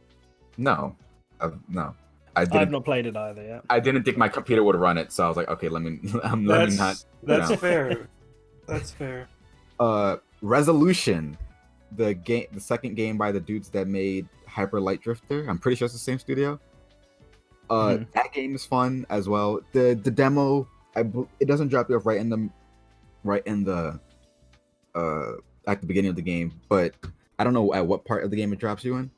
It might be like a chapter 2 thing, but at where it puts you at, it still gives you enough information to understand what the character you're playing as the protagonist's goal is. And there's a lot of details within like the world itself. So like you'll have these, what's it called? You'll have like these stones or whatever that are like spread across the world, and so when you hit them, they most of the time just reveal like health drops or stamina drops. But there's certain times where for some reason a bunny will drop out of them, and the bunny will just walk around, and it's like, okay. So after the first time I beat the demo, I went back and did everything. I was like, okay, there's other context clues of like what you should do. So in like this desert, there are like these huge cats that are like digging their way through the entire desert, and if you get close to them, they attack you. But there are also these cats within like the bases, like these buildings, where if you can have them guide them outside of the buildings, and when the huge cats see them, they'll stop attacking for a little while. It's like, okay, so what is all of this gonna lead up to? It's very engaging in terms of not just this world building, but mostly just in this world building and in terms of like the map idea, like, okay, where can you go? Where can you go? How are you gonna get around this? In some places, I think in the demo you can't get to it yet, like because there was one part where there's an NPC on the other side of the screen. It's like, okay, how do I get to them? I'm doing everything and I have no idea how to get to them. So I guess I just can't do it yet. But there's other times where you just really have to travel across the world a lot to figure it out. To figure out how to get to places, and it was really fun just exploring around. Resolution, Carry On. I'm not sure if that's how you pronounce it, but the game where you play as like the alien monster thing in the pixel game, the pixel art game where it's a 2D pixel art game, kind of looks like a Metroidvania, I guess, if that's how you want to call it, where you're just going. What did you say this one was called? Sorry. Carry On. Carrion. I'll post the link to it because that'll probably help. Oh, I just realized with you. I know this game. Yes. This is, one of my friends is like super into it. Has been waiting for ages to play it. Mm-hmm. It's the demos. It's Evolve a Digital monster game. Yeah. I don't know if there's really a story thing about it, but it was really fun just to play to go like completely off the wall, just slaughtering everything in your way, but also having to be. It's also kind of like a stealth game because there are enemies that have, even though you're the enemy technically, there are certain humans that have like shields that you have to maneuver around them in order to actually attack them, which made it difficult at some points, because there's also like these there are these robots, sentries. They're called sentries. There's sentries that have like machine guns that literally like lock onto you, but if you try to approach them, they also have the same shield, so you have to like react to them really fast while also hiding from them. It's very difficult, but it's also really once you get the attack, it's really satisfying. And then you get the more people that you eat, and then set up bases within the stages itself, you grow your abilities as well. What are some other demos that I really enjoyed? We have, I guess, some of the names that I can just name off. She Dreams Elsewhere is like it's an RPG about this girl who's like getting stuck within her dreams, and it's real. The gameplay is basically like you're kind of like your run of the mill RPG, but the story itself is what makes it so interesting with the character interactions and stuff. And also it's about like having I believe anxiety or another like mental not is difficulty is the right word, or is like mental anxiety, depression, stuff in that nature. Kung Fu Kickball. It's exactly what it sounds like. You're a kickball game that gets really hard in this arcade mode, like on like SNK arcade game type levels of difficulty, where it doesn't feel like a kickball game anymore, feels like a fighting game.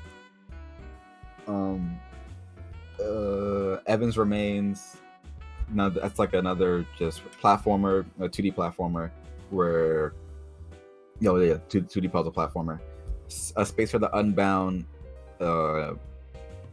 This, I don't know how to describe this game. Some of these games is like hard to describe because like you're walking around, but you're clearly doing things, but they're not point and click games. It's hard to describe what it's actually like called. Adventure, I guess. Yeah, adventure games where you're just interacting with certain objects in order to complete certain for certain tasks that are always going to be like related to the story itself. Heavenly Bodies was a real enjoyable time. You're an astronaut in space, I believe in the 1970s, and for the demo they just had you're basically floating through the spacecraft, completing different tasks. So like, hey, open the air ducts, or you have to the not solar panel, but what is it called? Like one of the panels that are outside of the ship. You have to go out of space, go out into space and fix it. And you do it for the demo. You're doing it under a time limit, which makes it a bit stressful, but it also quickly gets you into the motions of having to learn the controls, which is because it's like you're swimming, but you're using like your arms to flail around and also literally to pick up objects, and you have to use your legs to push you in the direction that you want to go. It has all these demos are still out now, so if you want to play them with somebody, you can through Steam's remote play, remote play feature. I was asking Colin if he wanted to do it, but then I think he started playing Doom Eternal right before. It was literally on the midnight release of Doom Eternal. Like, you were not pulling me away from that game.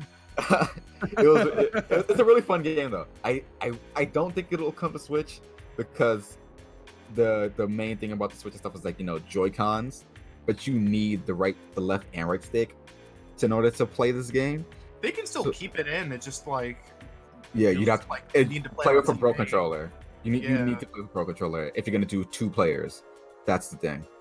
The game might be more enjoyable with two players. Jay and Silent Bob Mall Brawl. It's a 2D. Well, it's a pixel art beat 'em up game. Yeah. And if you've played a 2D pixel art game like Kunio-kun, River City Ransom, you'll enjoy it.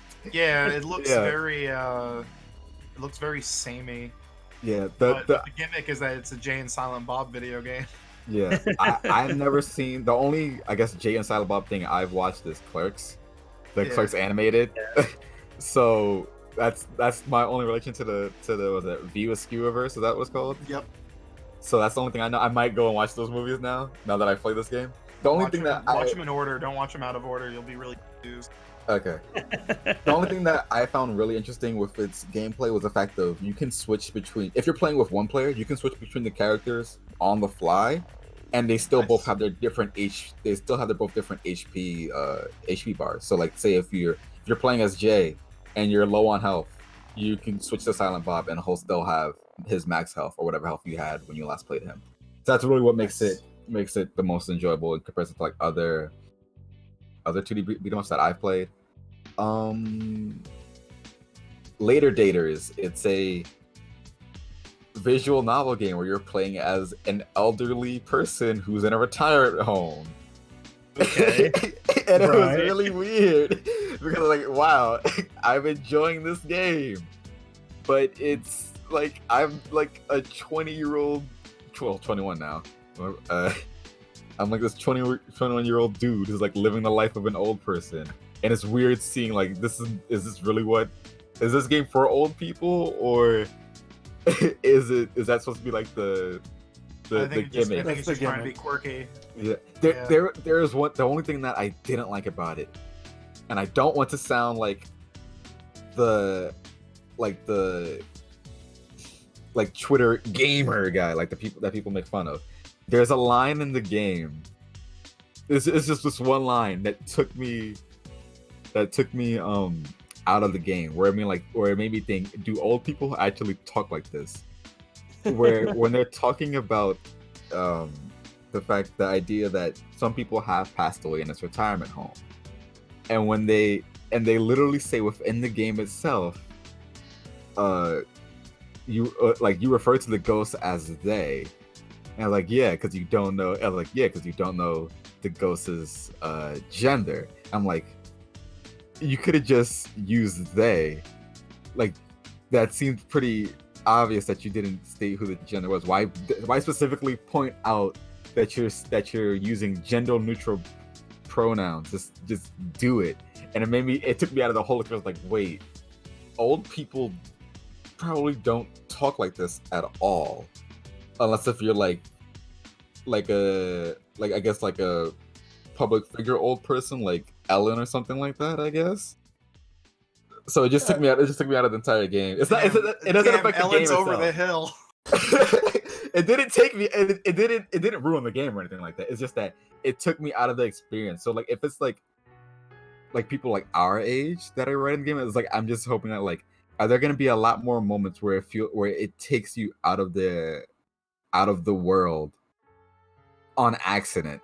That's the kind of like the whole thing, that because you don't want to ruin like the immersion of the game, stuff like that kind of stuff.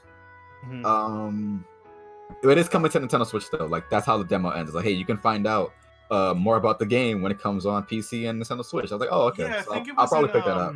I think it was in like the December like sizzle reel for Indie Okay. World. When they said that, I was like, I didn't remember it ever being talked about. So I was like, okay, that's interesting. Yeah, I think it was just like an indie sizzle reel thing. It wasn't Right. like a announcement. I didn't play this game. I didn't get to play it because it loaded and then stopped. But Clang 2, and I never even heard of Clang in the first place. I started the demo up. This was just an interesting thing. When I started the game up, it was saying, "Hey, hold on. Are you sure you want to continue playing this game? Because your GPU settings, like your GPU 3D settings, are not set up correctly where you'll be able to enjoy the game better. It's like, it's safe to, like, it's not your GPU settings aren't set for like 3D graphics, or that it's for a gaming experience, except for like your memory experience or something like that." I couldn't remember what it was specifically was saying, because like the computer stuff. I'm good with computers. I'm not that good. But I thought it was just super interesting that a game would actually tell you, hey, your settings might not be good to run this game before you play the game. And I wish a lot of games would do that, because there was one game, like, sometimes when you're playing these games, it's hard to tell if there's a problem with the game's graphics, or where the game isn't working correctly, or if it's because your computer isn't optimized, or you don't have like enough graphical, like you don't have the power needed to play the game.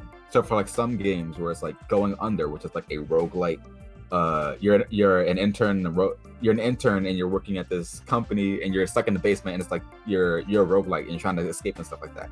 That game has like a lot of motion blur, but it also doesn't feel snappy. The game feels way too sensitive, where like if you move, like the entire thing, it moves way too much. So it's hard to tell, like, oh, is this a problem of the game running incorrectly, or just a control problem? And then you have another game like Ember, where there's like the game just feels bad overall, because there's also like there's no audio in the game. It's super zoomed up on where you have to go and stuff like that, so you can't really get a grasp of like what your surroundings and stuff like that. So it's like I can't really tell what's going on. Other than that, I'm gonna be making videos about these demos. I'll probably like catalog them into like multiple videos, so like I'm not doing one video per game. I don't know if I'll do it on Source Game, or if I'll do it on my own channel, but there's I think the demos end tomorrow, so definitely go and play like a lot of these games because they're very fun, and I can't wait until they get released. Yeah. No, that's good. It's good to see. It's good that a lot of indie games and stuff are getting that sort of chance to be noticed. I think it definitely needs it. Also, For some of Spazzy's them. here. He's gonna talk. He said he wants to talk about his games.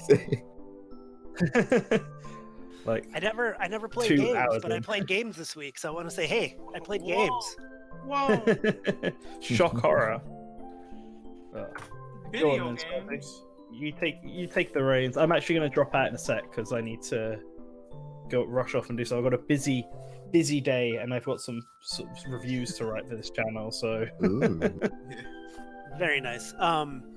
Well, so number one, Xbox games with gold has kind of sucked a lot since Game Pass, but this month was actually pretty good. Nothing new or really AAA, but 3 games that I'm like, oh, those are games worth owning, which is Sonic Generations, which I'm like, okay, it's a fun game. Shantae Wait. So the really funny thing about Sonic Generations being on Xbox Live is in the same month, PS Plus got Sonic Forces. Oh yeah. I think Microsoft won that one. Yeah. The Telltale Batman game, which I downloaded but haven't played yet. Is the first season or the second season? I think it's the second season. I don't know. Is it The Enemy Within? Yes. That's the second season, yeah. Yeah. So it's the entirety of it though. It's all 5 episodes, so not Yeah. bad. And Shantae Half Genie Hero, which is a game that I own on Wii U and never played. So I decided, fuck it. I still have my Xbox One hooked up, even though my Wii U's in a different room and I barely play it. So I downloaded it and I played through a decent amount of that game. It's a fun game. I do enjoy Shantae games. They're not like none of the Shantae games are ever like standouts, like game of the whenever for me. They're always a lot. So I went through and played that one. It I don't know why I didn't get into it before. The last time I think I played it was at was a demo at E3 really, because I downloaded it and never played it on Wii U. But no, that's a fun game. So I played that. I played a little Sonic Generations, which I think sadly gets kind of forgotten about now because of Mania and then all the bad 3D games that have come out after. But it's definitely a game worth revisiting if you like Sonic, because even the boost levels are good. Yeah. The boost levels are great. I think Sonic Generations and Sonic Unleashed had really good level design for the boost levels. The fucking Werehog makes Unleashed really bad to play, but if you can play Yeah. Generations, if you can play the Unleashed mod in Generations, you just get straight the daytime levels. It's really good. Generations is great. Yeah, like it really is. Like it kind of makes me sad because I felt like they had a path going forward to make good or at least decent 3D Sonic games, and they really didn't. The big thing about that is that Sonic Unleashed was a big game. It was in development for like 3 to 4 years, and it had like all of Sonic Team's top talent on it. And it bombed. It bombed critically. It probably sold very well, but it bombed critically. And like, there's obviously... You don't want to work on a game for that long and then have it come out and be told, your work was shit, this game's terrible. So like, most of the talented staff that worked on Unleashed and Generations is not at Sega anymore. They moved to Nintendo, cause if you make a Nintendo game, if it's in one of their big IPs, you are guaranteed good reviews. Federation Force. Metroid is not a big franchise. Yes, it is. No, it's not. Well, Nintendo, How isn't it? They're not like million sellers. Generations No, didn't they are million bomb sellers, critically. but they're like tier 2. They're Too definitely far a in tier 2 between, franchise. yeah. It's tier 3. Metroid is like fucking way below everything else. But It's here's the like- deal with F-Zero? Metroid. Hello? F-Zero isn't on the radar. No, that's what I but said. I'm saying Metroid is above F-Zero. Metroid, I think, gets a bump because the games usually have good critical recognition, so it's kind of like making an Oscar bait film. You're not going to get the same sales as a big blockbuster, but it has a lot of value to the company because they know that you're going to get those reviews. You're going to get that gamer cred, especially in genres and age groups that aren't typically what Nintendo goes for. Yeah. So By I the think- way, Yeah. I just played the Liberated demo. It's kind of litty, fam. Oh, okay. Have you been playing that? What kind of Yeah. game is it? Bro. It's a. Oh no, it's a- Matthew Rondello, I said that they worked on Unleashed for 4 years and it bombed critically. It's a 2D side-scrolling shooter. Oh, this wasn't like the. Yeah, it was in I'm the. pre- this was an Indie indie Direct direct, in December. Yeah, it looked fucking cool. It looked like Yeah, it did. what's that game on the PS4 when it first launched? Counter Spy. It looked like that. I've never heard of that. But yeah, I might play it. if you just like Google Sonic Team staff left for Nintendo, you'll find like a thread documenting the big staff. Big one. Like there are a whole bunch of things like so like Unleashed and Generations are very well known for like their nice like naturalistic level design and how everything seems like believable. Unleashed like major lead field designer moved on to Nintendo for like Mario Galaxy 2. He like started on Mario Galaxy 2 and he became the lead field designer for Breath of the Wild. Holy shit. I think there's That's big. definitely a process in Nintendo, and I feel like old school Blizzard had this too. There's a couple companies where there's just this internal quality control and polish on everything. Yeah. That you don't get.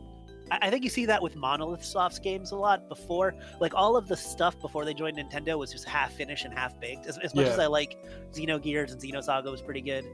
But yeah, once Nintendo kind of put their foot down, gave them the time and money, but also the direction, they were able to make the Xenoblade games, which I think are just even if you don't think they're better games from a design or story or whatever They're standpoint. more polished.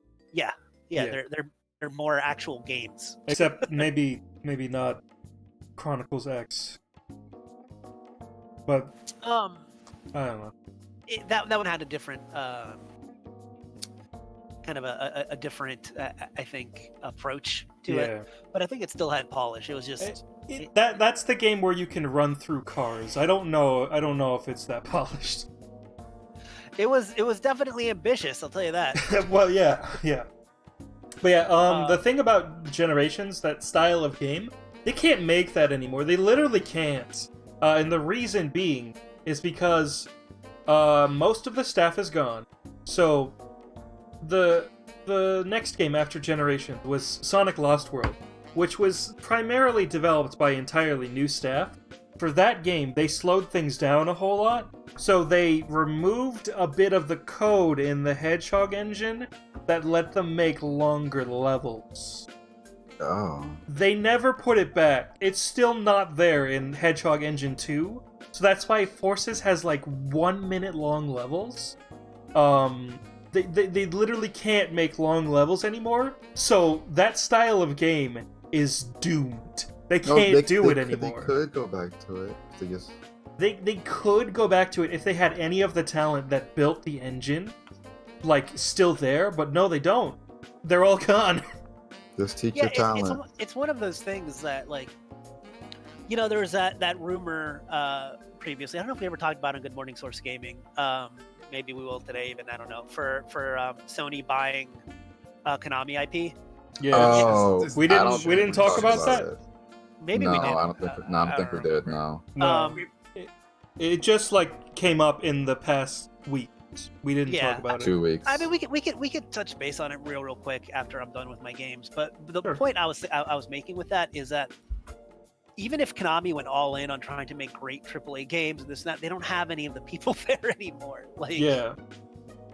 unfortunately, Super Bomberman R might be the best that we're getting from them at the moment. Well, I mean, Yeah, even really. if they don't have the people that made the games of the past, you can get new people that can do Yeah, those things, like for fans, or like, I mean, I guess this example isn't So- completely one-to-one, but like Sonic Mania, those were people that were not Yeah, but there's in. there's a difference between making Sonic Mania and making a new Metal Gear game. So you the know? Well, thing. I'm yeah, not saying so that. I know the that there's a thing- difference, but I'm talking about The thing getting also people with that can do it. Konami, the thing also with Konami is that their reputation is forever fucking shot. You don't want to Yeah, work at that's so true. Konami. Yeah. Yeah, Like, but if air quotes, if Sony is buying the IP, then technically they're not working with Konami. Yeah, they're working with not. Sony. But anyways, listen, let's get to that after I'm done talking about games, Okay. because I feel like that could be like its Yeah. own little mini topic. So yeah, anyways, I played Shantae. I didn't play too much Shantae. I played past the Little Mermaid section, which I guess is the second section of the game. But yeah, it's a fun Tefchini game. Hero? Yeah, Okay. yeah. Like, I've played through the original Game Boy Color one, and the Pirate's Curse, which means I think there's one I missed. Besides Tefchini Risky's Hero. Revenge is like a mini game. It was a DSiWare title, so it couldn't Yep. be too big. It's like 3 hours long. It's charming. It's not the best designed game, but I like it still. All right, cool. What I liked about it too is that the game on that I got with the Xbox Live Yeah. had, I guess, I'd imagine a lot of this was DLC or stuff that happened later, because there's like ninja mode and a Mighty Switch Force Oh, mode. the and- Ultimate Yeah. Edition, yeah. There's a yeah. lot of additional content that they added over time. For the Kickstarter. The Kickstarter went on for a long time. The cool thing about that Kickstarter, though, was when everything was said and done, they just straight up like gifted everyone a copy of Shantae Half-GD Hero Ultimate Edition for Steam for free. Oh, Nice. that's cool. Shantae and the Seven Sirens. Was there another Shantae game that I It's- missed that came out this year? That's coming It- out The first part of it released Oh, on the on Apple Arcade. Yeah. That's right. That's why it says 2019. It's that's I think returning to the style of the previous games, where it's like more Half-Genie. Metroidvania, more open. Oh. Yeah. Because Half-Genie Hero is like, it's basically kind of structured like a Mega Man game. Yeah, it reminds me of the beginning of Castlevania Order of Ecclesia, where everything's kind of level based. Yeah. But even though within those levels there's some exploration, or I guess like the Mega Man Zero games are kind of similar to that too. Yeah. Yeah. But no, it's definitely a good game. I plan on playing more. A game that I have been because I have a huge backlog. I have probably like 20 games on Switch that I haven't really played, just because I buy games and I don't play them. But I started playing Celeste for the first time, and that That's cool. game is charming. It has very nice music. The gameplay is good. I feel like that's a game that's actually perfect for Switch. Because I'm sure once you get into it and you get into the speed running and getting every strawberry and everything, you get really into it. But right now, like I really enjoy playing like a chapter a day, playing like 2 or 3, 2 hours maybe, and then being all like, yeah, that's that. I'm gonna put this down, and then I'll come back a little bit later, and then I won't feel that. I'll have a fresh mind, so I'll be able to do this platforming easier, which happens. I mean, sometimes I feel like I go into a room and I can get to the end of the room really easily. Like I'll go through it, I'm like, yeah, but I want that strawberry, so I'll die, and then I'll work for like 15 minutes to get the strawberry, and then for whatever reason now I can get the strawberry, but I just can't get to the end of the room, which I did super easily before I started. So it's just, I don't know. But Celeste is a game, and I didn't realize that there was an entire other game inside of that game until I unlocked it and played it. because it was originally made on the Pico, right? Pico 8. Yeah. Like, so the entire Pico 8 game is locked within the game. So I went through and I played through that too. So that's good. And then I played some demos this week. I played the Resident Evil demo. Oh, I can finally talk to somebody about that. It's good, man. It's good. It's good. The dodge is like somewhere between super useful and jank. I don't know. Like, it's fun. I feel like it's really jank. It would probably be better if I could move the field of view out so I could see what was behind me a little better. Because I felt like I was dodging into walls like a lot more than I should have been. And even though it's like an hour-long demo, I can already tell that the enemy variety and environment is just going to be more dynamic and varied than Resident Evil 2. Which is kind of how Resident Evil 3 is anyways compared to Resident Evil 2. So cool thing about the Resident Evil 3 remake, they're actually using the fucking original music. I didn't notice. I did not notice that. When you walk into the safe room, it plays the fucking Resident Evil 3 safe room theme. It does. You're right. I didn't really think about it. But yeah, no, the presentation's good. I'm always surprised by how great the game looks. Yeah, Resident Evil 3 Remake is like a huge upgrade over Resident Evil 2. It looks like the cutscenes in Devil May Cry 5. Like, it's super high detail all the time. Everything's like really polished. It looks excellent. Yeah, like you start playing, it looked like the cutscene from Resident Evil 2 at the beginning with the trucker. Like, but the entire game looks like that. It looks great. It plays great. I'm wondering, because if it's the demo, if they're giving you more weapons than they're going to give you in the actual game. It's been ages since I played Resident Evil 3. I don't know. I feel like so they only give you the shotgun. And it feels like that placement belongs there. So if it's not supposed to be there, that's like that's well, they did a good job making me think it's supposed to be there. You get like a machine gun if you lower the difficulty, I think. Oh, okay, that was the thing, because I played through it once, and then I saw my girlfriend play through it, and she had like a rifle or machine gun. Oh yeah. If you die like so I figured I just missed it. If you die like 10 times, I think actually, it tells you, hey, do you want to lower the difficulty a little bit? You're having trouble there. Okay, yeah. So yeah, I just figured that she found that gun somewhere, and I had not found it because I wasn't, watching her play it. I was out of the room, and then I came back. The demo itself, if you play on the difficulty it starts you on, you just have the pistol and the shotgun. Yeah, that's all I had, but I didn't know. I'm like, maybe I was just not exploring enough. Although, apparently, I didn't explore enough because I was trying to shoot those fucking toy uncles. I was trying to shoot all of them, and I only got like 7 of them. There's 20. Yeah, it's good because like I said, it's a short demo. It's not like the Dragon Quest XI demo. Yeah, it's definitely like, here's a small chunk of the game. It gives you a really good taste of what's there. A great feel of what the narrative's going to be like, what the combat's going to be like, what the exploration and I was really surprised that there are alternate routes because I didn't check it, but I realized like partway through the demo, I released a video of my full playthrough of the demo. You can see my internal thought process at work there. But I realized when I got into the diner that I could have just walked through the diner instead of going around up to the apartments. And that's like, oh man, that's really cool. Oh, so Matthew Rodello, yeah, no, I agree. Chapter 3 is so freaking long, and then you find the game. And I didn't know the Pico 8 game was an entire other Celeste game, so I got to like level 13, and I said, I can't do this. And I quit. And fortunately, it unlocks it for you on the title screen, so you can go back and play it. But yeah, no, it's kind of stupid because it's hidden in a room in Chapter 3, and Chapter 3 is this like giant freaking mansion, or no, it's a hotel. That's what it's a hotel in Celeste, and it is so long.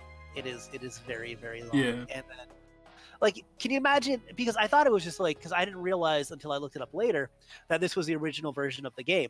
So I thought it was, a neat little cute bonus where I'd play like 2 or 3 levels in kind of a downgraded style. But no, man, it just kept going. It just kept going. No, but yeah, Resident Evil 3 is great. I'm sure you already talked about it a little bit, but no, we didn't because Not much, nobody no. else played it. We haven't played it, no. I don't even know what to say about it. I think it's going to be a lot better. I liked Resident Evil 2 a lot. I know you had. I like issues with it. I like the Resident Evil 2 remake a lot. I think it's a very flawed remake, but I appreciate that it's trying to do new stuff while also generally respecting the original game. Yeah, I think a lot of times with you, Matt, is you have a thought of how you think a game should be. The only problem with the Resident Evil 2 remake, the big problem that I had with it was Mr. X, because that's like that's both Resident Evil 3's thing, and also he just like fucks with the puzzle design of that game. You just have to circle around rooms with him, play Ring Around the Rosie in order to beat puzzles. Yeah, he's not too bad though once you get used to him. He's a lot more tolerable on Claire's playthrough because he comes in way later, but on Yes. Leon's he comes really early. But what's funny is, like I said, I found out that there's definitely times where you can basically turn him off and turn him back on. Like there's certain key points in the game where, like, once you go to the helicopter and he's burning, he's there. But if you go down to the sewers, prisons or something, no, not even the sewers, just the prisons, he'll disappear because he needs to appear through the wall. So if you go there and do that, then you can go back up and keep it's okay. like it's stuff that you wouldn't know. Yeah. But if you look it up, you're like, if you know how to game the system, you can do it. Yeah, exactly. You can completely game the system with him and that's how I think people do certain runs of the game. Dingy Bell brings up the the posters. I like the fucking Dr. Really Wily good. and Dr. Light poster. They're really good. Yeah. That's we're talking about polish before. That this game is going to have a lot of polish. I think in the same way that the Final Fantasy VII remake, which I haven't played the demo for, that is not a demo I've played. I watched the demo because I don't have a PlayStation 4, and it looks like very, very good. It looks very good. Yeah, I think both of these games are gonna really set a certain standard for remakes. But then again, not to get off topic, but when you change so much of the game, it's not even a remake. They're at one point, it's almost a reimagining. Yeah, they're basically making a new Resident Evil canon. Yeah. Which and might Final actually Fantasy VII is gonna be even more of that. Yeah. It's a completely new canon for that too. I feel like they might be using this to make different Resident Evil 5 and 6, because those are the games that people don't like a lot, but they're the games that sold the best, and so like they would still sell based on like just being Resident Evil 5 and 6, but they can make them good. I think Code Veronica should get the treatment next, because I feel like that game could use it. Yeah, Code Veronica could absolutely use it. The big thing about the classic Resident Evil games is that there's a point where the cheesy acting becomes too much, and that point is Code Veronica. Oh no, Code Veronica is I mean, my college roommate and I spent most of our time just making fun of Steve. Not even playing Resident Evil Code Veronica, just in general. Fucking Steve Burnside. Steve Burnside, no! He's like he like little Leonardo DiCaprio looking. Yeah, he's discount Leon. Then on top of that, the game, like the plot of that game, it just goes off the rails. Like, oh my god. The fucking incest twins. Yeah, but not even like necessarily in a terrible way, because it's so cheesy, it's enjoyable. Like Resident Evil Veronica is like a bad horror movie, and I like it a lot. It's one of my favorites in the series, but I wouldn't say it is good. That's a good way to put it. Yeah. So I think that could use it. I feel like 0 is so vanilla that even I a think remake of I it would be think vanilla. 0 is just gonna like remain the way it is because it already fits with the Resident Evil 1 remake. Though they might also be remaking the Resident Evil 1 remake. The Resident Evil 1 remake. Yeah. Shit. Maybe they could fold that in. Maybe make 0 and 1 one game. Both of them are short. 0 has stuff from RE2 in it, so they could do what they're doing already and reuse shit from Resident Evil 2 remake. Where's justice for Billy Cohen, man? Come on, everybody's favorite Resident Evil character. I that feel just like disappeared. I feel like they could make Resident Evil 0 work if they remade it in the style of Revelations 2, where you can switch back and forth between the two characters Yeah, that'd be cool. instead of controlling them both at the same time.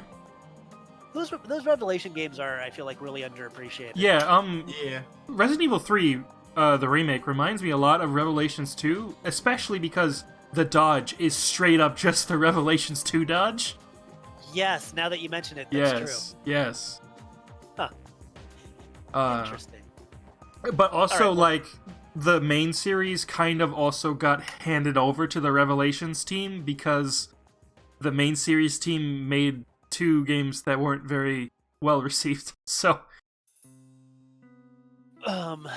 Yeah, and then Resident Evil 7, which is a game I haven't been able to play through. I don't know, it just seems so weird to me. I should really... it's the weirdest game in the series because it doesn't have like the same tone as the others. I think that's primarily because it's the only game in the series with a Western writer. It's the guy who wrote Fear. Yeah. Huh. Yeah. So and it's directed by the guy who did Revelations 1. Yeah. So it's it's very much just another Fear game. Yeah, it's just like that. I guess It's just so- doesn't feel it's like so- Resident Evil in any Yeah, way. it's so disconnected from the rest of the series. It's like I see where people are coming from, that it's a return to form because it's scary again. Whoa. It disempowers the player, but like It's in a house. it's so different from the rest of the series. Yeah, where's Umbrella and zombies and stars and everything Well, that you... Well, it eventually. certainly turns into later day Resident Evil 3.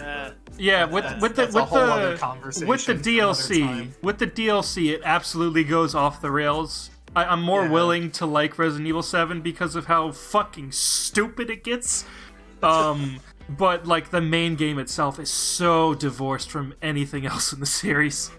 Yeah, it really is like a big old reboot. I don't even care about it being first person. It's just like so different tonally and like subject matter wise. It's like it's really like a love it. generic Western horror movie from the mid-aughts. No, it's more like from the 80s because it's got every reference to fucking Evil Dead and Texas Chainsaw Massacre and It's got the fucking evil little girl granny trope thing though. yeah. It's Like, got references to Poltergeist. It's a whole kit and caboodle. I always feel like, why would you? I don't know. Like you think about how Devil May Cry was originally a Resident Evil game. Yes. Like if you have an idea and it just doesn't really fit the franchise, I know you want to use mark it off of the name, but sometimes just maybe spin off a new IP, man. You could have another hit series. I don't Well, know. I I think feel like it was mostly because Resident Evil 6 was such a colossal fucking mess for Capcom that they had to shift gears to the safest possible thing they could do, which Well, was make a first-person horror game in the advent of first-person horror games being really big. Well, that and like tonally, it does like follow the originals. The whole concept of it, like, yeah, it's like a video game adaptation of like your typical like Boo haunted house movies, It's still like so except different. this time with like 80s slasher. I think the big thing about Resident Evil 7 that they had to change tonally is because people railed so hard on Resident Evil 6 being like an action game that was actually having fun with itself. but also having like no self-awareness. Oh at yes, yes. all. It has self-awareness and no self-awareness at the same fucking time. Yeah. Why does Doom Eternal Standard Edition on Amazon have 1 star with 1 rating? This What this the can't fuck? be the regular. You sound know. hurt. This didn't appear in my sub box. Yeah, I don't know. It was in there for me before, but I went to check it during midstream to see if everything was okay. And it wasn't there anymore. I think YouTube is trying to fuck us. Huh. Some guy once started it because like he didn't get the extra codes because he probably didn't like check his email. Yeah, Resident Evil 6 is way too serious, but it's so like fucking sincere that I can't help but smile. Whereas So, like Resident Evil 7 feels very cynical to me. I also played Animal Crossing, but I'm sure you guys talked a shit ton about that. So We I did. will- Yeah, they did. What I'm interested in is my girlfriend is going to be in the same town. I wonder if that's going to expedite things in some way. Maybe. Because I haven't heard of too many people that are doing things in the same town. I think I remember in New Leaf I had 2 villagers in the same town, and it I think it like upped the amount of items that would like appear. So maybe New Horizons like will double the amount of rocks that appear and stuff.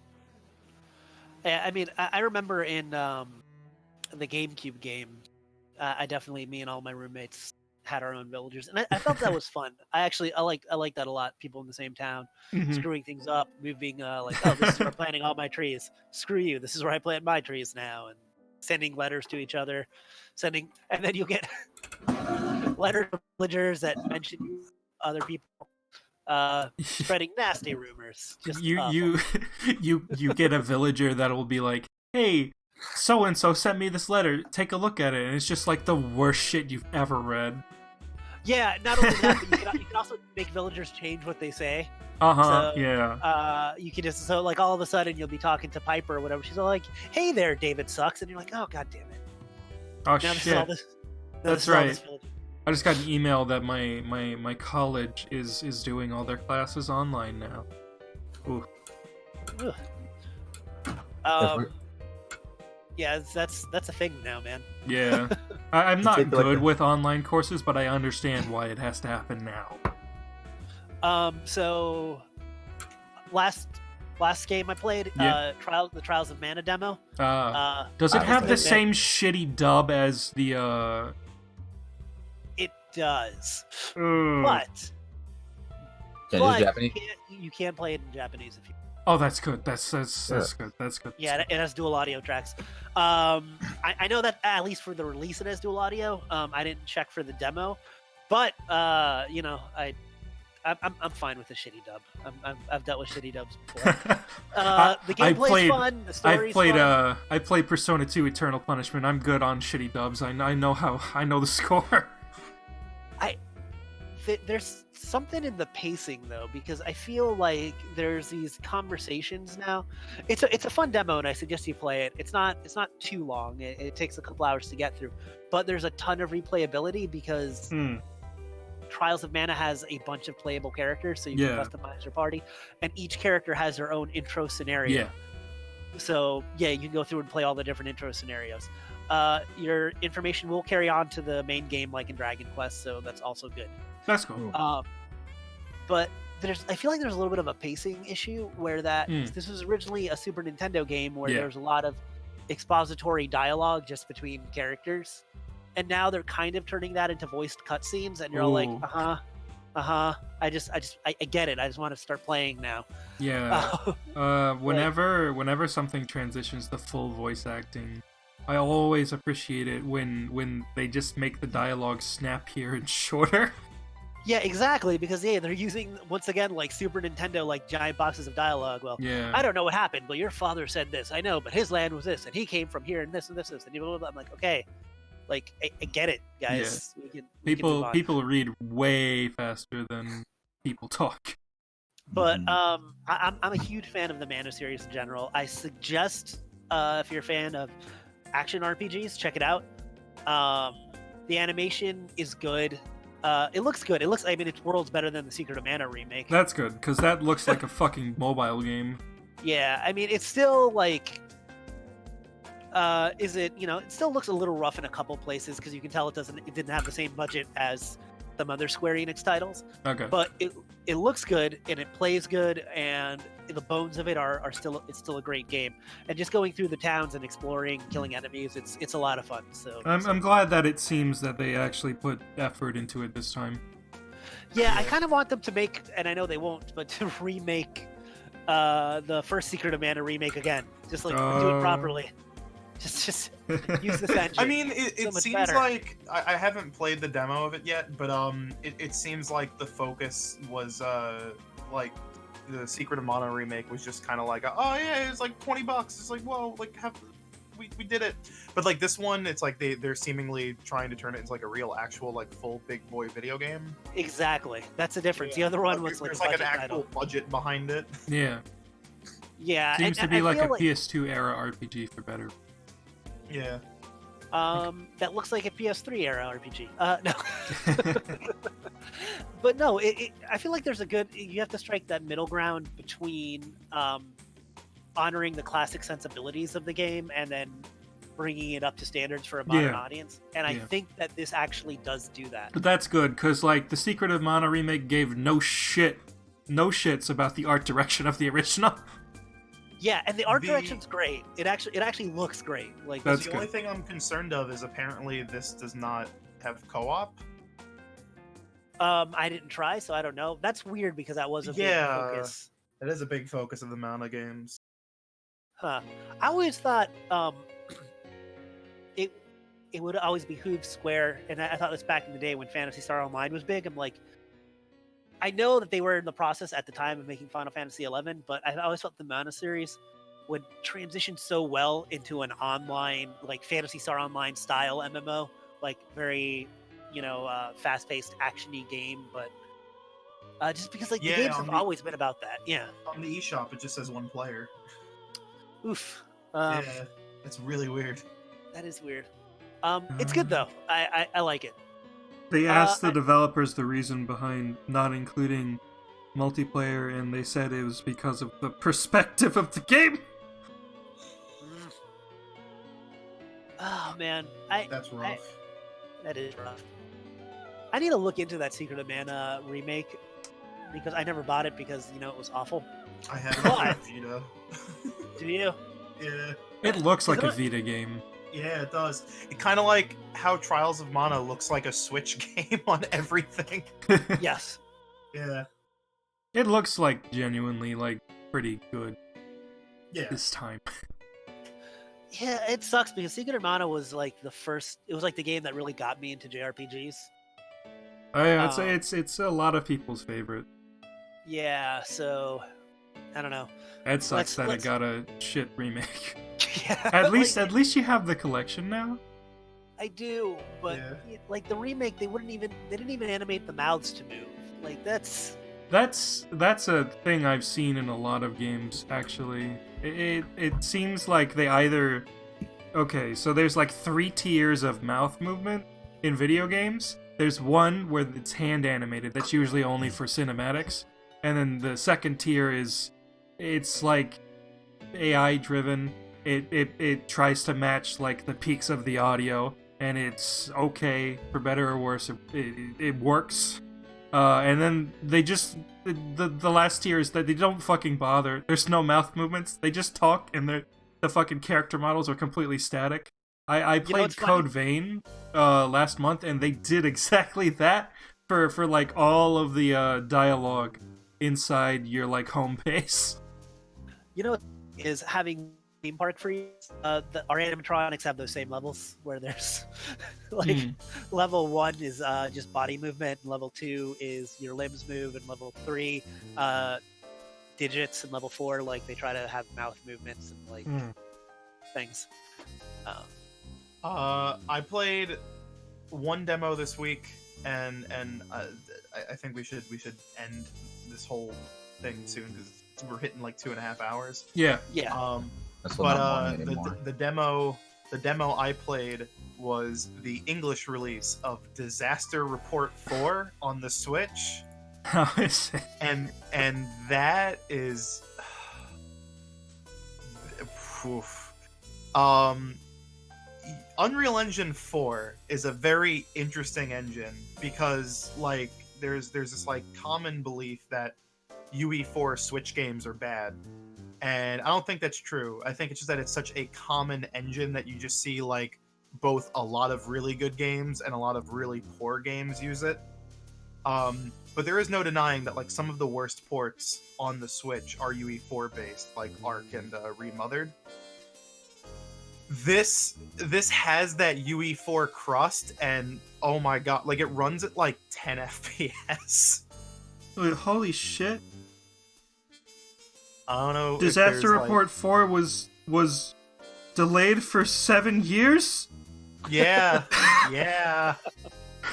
The last one was on the PS3, like early PS3. No, it was on the PSP. Oh, 2009. Oh my god, yeah.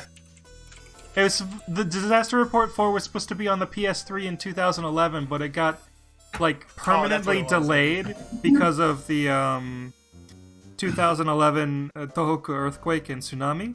Yeah. And like the company just like I think they went out of business, and like some other people just fucking bought it. Yeah, it's okay. weird. They did like, not go out of business, but the IP was bought from them.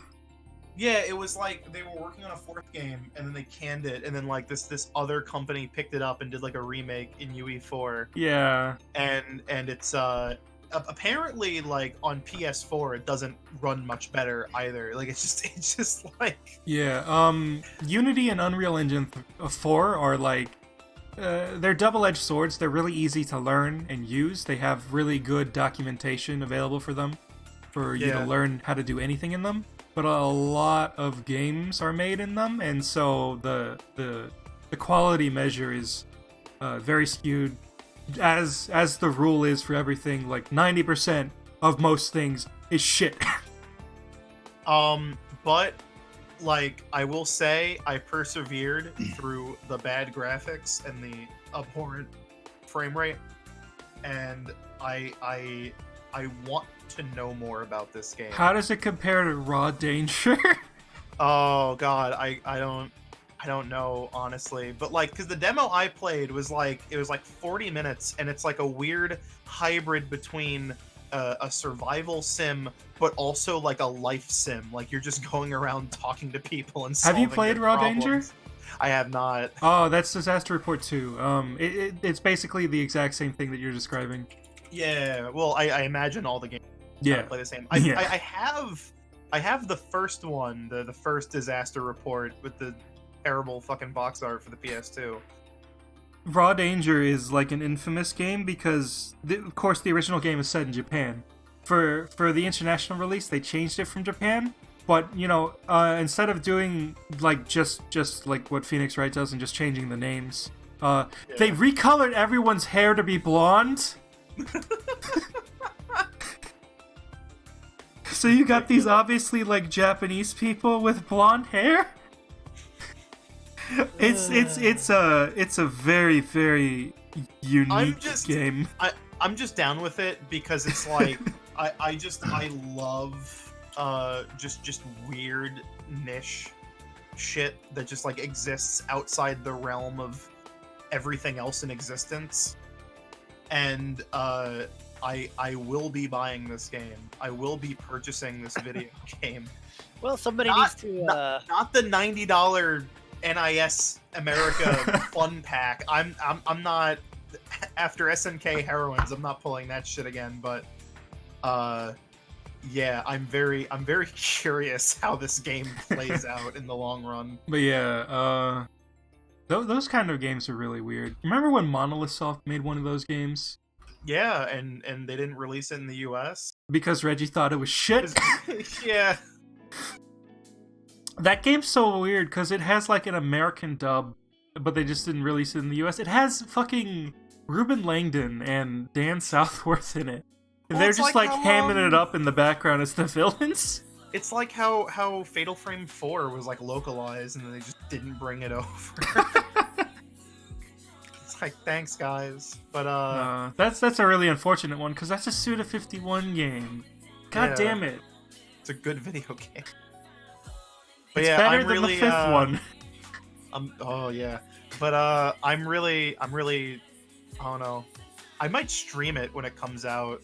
'Cause That sounds like a fun stream. I tried to stream Yeah. Raw Danger, but like that game breaks on the Oh. second level when you emulate it. Hang on. Okay, so like NIS America, they have like a very track record of their translations. Like a very track record. When the demo ended for me, I got the weirdest fucking demo ending message, and I just want you to put this on screen. Oh boy.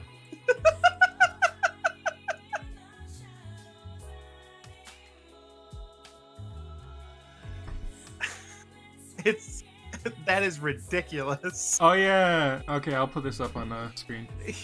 Oh. right. I remember you showing me this. I was like, what? Yeah, so the fucking end screen of That's the demo hilarious. is this. Put it up.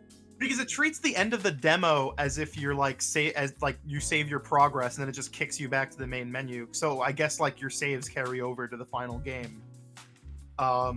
Also, this demo is very different from the Japanese demo because the Japanese demo just kind of starts you off in the fray of things. But like the demo for this game is like the genuine like first 30-40 minutes of the game. I understand Complete that, with, like, considering character trees and that this everything. game is so like fucking bizarre and Yeah. weird that Japanese people, they know the score. They've had 3 games so far, but we haven't seen this series since like fucking 2004. Yeah. I guess if you want to give it a whirl, go on the eShop and download it. It's very small. It's like a couple gigs. Wait, what the fuck? Raw Danger released in 2006? In 2007 in America? What the fuck? It's a PlayStation 2 game! Yeah, well, the Persona 4 came out in like 2008 for the PS2. Oh, that's true! And so did like Yakuza 1 and 2. Oh my god.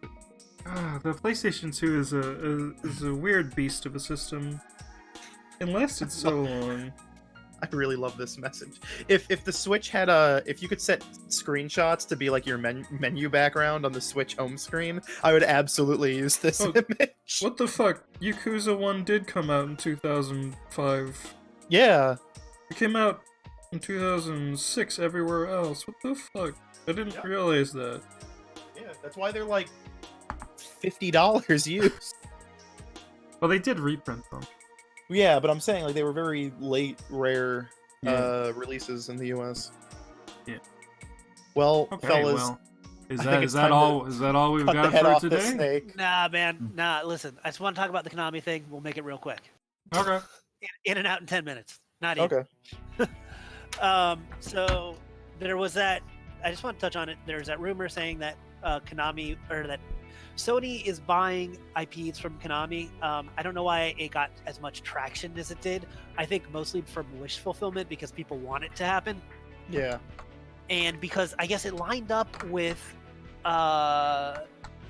one of the Silent Hill remakes or something. Some other There's a rumor going around that apparently Kojima is being brought back to work on Silent Hills. yeah. And it sounds incredibly far-fetched, but it keeps popping up, and so what it means is that people are now going into like speculation mode because Kojima will tease something and people are like, oh, it's a Pyramid Head reference, Silent Hills, but then it just like spiraled into this concept of Sony just buying Konami IPs, and like them borrowing Silent Hills Yes. to get like Kojima working on it. That's far fetched, but like I can, it's not like impossible. Them buying Metal Gear and Castlevania? No, I don't believe that for a second at all. Well, there's a couple things. I don't think Konami would give up their most successful franchises. Yeah, the thing is, Konami's still, especially Konami's- Castlevania, they're still making like Netflix. Like, yeah, seriously. like Castlevania, and they have a mobile game that's doing fairly well. They have the Smash stuff. They have like Castlevania's really in a position to of value right now. Yeah. And there's a Metal Gear movie in the works. Like it doesn't seem to me that like yes, companies sometimes sell IPs, especially if they're trying to get out of a certain line of business and they're not doing well. But Konami's worth, I think, 3 times the amount that Capcom is. Do people realize that Konami's actually a really, really healthy company? Yeah. Like, even though they were like a hotbed of controversy, they never were in the red. They were fine. Yeah. yeah. And it's because people like gambling and people like health spas. Yeah. Maybe now with Corona they're not doing as well, but hey guys, speaking on that note, anybody still watching in the chat, I want you to do me a favor. So it seems like YouTube is suppressing us and not making us appear on people's sub feeds at all, because of the fucking podcast we did where we mentioned the coronavirus. That and probably along with getting a spicy copyright strike, which we got overturned because it was bullshit. Wait, hold Yeah. on. You're not. We're not in my own sub box. Yes. I just checked my sub box right now. Yes. We're not there. That's really weird. Apparently, That's also crazy. the Resident Evil 3 video that I put up yesterday also wasn't in people's sub boxes. Hold on. When did you upload that? It was. No, it was that's there. Friday. That's there. That's there for me. Okay, but the somebody stream isn't. told me it wasn't there. But yeah, the stream Ridiculous. not there. So what happened with the last stream was we got flagged for limited monetization. So I removed the mentions of the coronavirus, and I submitted it for review. They did manually review it, and they did keep it limited. And I'm assuming that doing that put us on a fucking blacklist. Yes, I did a video on Resident Evil 3. Check out our channel. It should be there. It's a full playthrough of the demo. I'll link it. oh, I feel maybe I shouldn't even brought it up. I was just saying because we're in a worldwide pandemic where there's a lot of social So distancing going. YouTube A seems company to that be makes its suppressing. YouTube is suppressing a lot of people who are trying to talk about that, which is fucking despicable. Get your acts together, you piece of shit website. Wait, hold on. If you're just like casually talking about, so like say for instance, if you're like a news YouTube channel, you're not getting. Before it was just straight up, you don't talk about it, you'll get demonetized. Now they changed it, and it's like, hey, even though like in some instances, if you're gonna talk about it in the sense of like if it's news coverage. So say for instance, if you're like, even though he's a big channel, Philip DeFranco, before he was actually getting demonetized for talking about coronavirus in general. I don't think he's now for his more recent videos, I don't think he's getting demonetized at all, but he's also a bigger channel, so like of course he would get promoted more. But before it was Okay, just, you if see you RE3 talk in about- your sub box. That's good. if you talk about the virus in general, you're fucked. For us, we weren't talking about it in terms of like we talked about it, but it wasn't like a like news sense of like, hey, here's all the information updates going on. Here's what the like specifically for just news / educational things. We were talking about it as like, you know, a daily happenstance of, hey, we're living in it. Let's talk about it for like like a few minutes and stuff like that. I really just wanted to talk about Konami and finish. So if I could keep talking about Konami, that'd be great. Yeah. Sorry. No, yeah. So it doesn't seem like a Konami move to me to sell their IP because there's still value in them. They're still making money off them, and they can still rent them out to other studios to create games, which I think makes more sense to me. Which is something that they've actually done before. I'm honestly surprised that they haven't actually rented out Castlevania to one of the studios that makes the indie Metroidvania games. Or somebody, yeah. Like Momotaro Dentetsu had a 3DS game where Nintendo just said, Konami, can we do this? Or like, sure, give us money and you can make a game. So I wouldn't be surprised on a bigger scale if they did that with Silent Hill, if Sony was literally purchasing exclusives that they were going to create themselves, like a license. Sony literally has the original Silent Hill devs working for them in Team Siren. I feel like, and it's I feel like for Pikachu was a Warner Brothers movie because Warner Brothers has the rights to make movies about Pokemon. They don't own Pokemon. Like, that's what Konami would likely do, in my opinion. They'd be like, hey, you don't own Castlevania, but we'll give you the right to make a Castlevania game that you can do whatever you want with. Yeah. We won't have the rights to it. I mean, Iga said that he's willing to work on Castlevania again to make the fucking 1999 Castlevania game if Konami plays ball. It's like, and I don't, like, I think them buying Metal Gear would just be such a waste of everyone's time. I think, like, people need to remember that, like, even if like Metal Gear Solid 5 didn't have all this like controversy behind it, like that was going to be the final fucking game in the Metal Gear franchise, like I think regardless. They say that every time. They do, but like So the thing with Metal Gear, the entire series timeline is like full circle at that point. The thing with Metal Gear Solid 5 is it's the only game that Kojima worked on that he did not say was going to be the last game in the series. Oh god.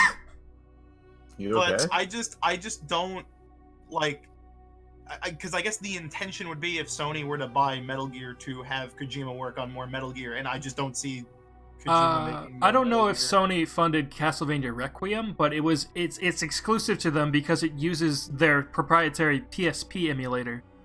Obviously they've ported the game off of PSP now, since it's on mobile now. At least Symphony of the Night, but the Castlevania Requiem collection was using a PSP emulator. Yeah, and you know, it doesn't really matter at all, but personally, Sony doesn't have a really great relationship beyond Symphony of the Night with Castlevania, so it would be weird. That's literally the only good Castlevania. Like, I guess Lament of Innocence was okay, but that was a multi-plat, I think, with Xbox. And Curse of Darkness, that's the Curse one of with Darkness Hector. is alright. I like It's Curse. okay, but it's also not like a great game. It's pretty good. It's a pretty average like game. Yeah. There's a lot of that kind of game out at that time. Yeah, whereas I feel like Nintendo has always, like, all of the classic games, you know, of the majority of them were Nintendo games, and everything that happened since then, like all of the handheld, the Metroidvania games, with the exception of Symphony of the Night, all of them debuted and were exclusive to Nintendo. Yes. So it's weird. Not saying that they couldn't buy that and do their own thing with it. It just seems really weird. Yeah, it would. Yeah, to me personally, but I mean, you know, that's just a personal feeling on it. But personal feelings aside, yeah, it just doesn't make sense to me that they would. Yeah. When they could just make money by renting these IP off and then still make money on merchandise and TV and remasters. It reminds me of the discussions when Atlas was being sold by Index. Like people were like, Nintendo, buy Atlas, and it's like, no. Most of their games are multi-platform. Yeah, and at the end of the day too, okay, it's kind of like, remember with the Kickstarter for Wonderful 101 where all these insiders were saying that Nintendo sold the IP to Platinum, so they owned it, and then that ended up not being the case. Yeah. It was just an assumption that everyone made and then went with. Yeah. That I think happens a lot with insiders. Yes. So even if there is truth to this, it could just be, like I said, that Sony just bought the rights to make games in those series to, you know, as PlayStation exclusives that they're going to fund and create, and they just misconstrued that as, oh my god, they bought the series. Matthew Rondello, Kojima tried to replace Snake's actor every single game. 5 was the first time that he got somebody he wanted. He did not like David Hayter. But yeah, are we done talking? Yeah, I think we're Yeah, I done. think- We're hitting we're that done. 3-hour mark. Okay. If What, you we guys gotta talk about Nintendo and Mario and Dreams. Dreams, somebody removed them from Dreams. It's on. No. if Maybe we'll just do- if y'all maybe we'll could just do a like the video. supplemental- We'll just do a supplemental Good Morning Source Gaming halfway through the week. What the hell's anybody doing? But yeah, Episode if y'all 41.5. could like the video Yeah. Share and it. leave a comment. I understand not sharing a podcast because it's kind of weird. But leave a comment, leave a like, help push us through the algorithm because YouTube fucked us with this one. This one's gone from everyone's sub feeds. Thank you all for watching. I know times are hard. And we'll be good. I know times are hard. So you don't have to donate on Patreon if you don't have any spare money. But if you could leave a like and comment, that would be great. That would help us a lot. And if you have Thank you spare all for money, watching. you should Yeah. probably give it to somebody who needs it. But then also Yeah. to us if you have like extra spare money. Yeah. But when the COVID-19 checks do come in, like go straight to our Patreon. Excuse me. God. Okay. Thank you all Alright. for watching. Have a nice day. Bye. Bye.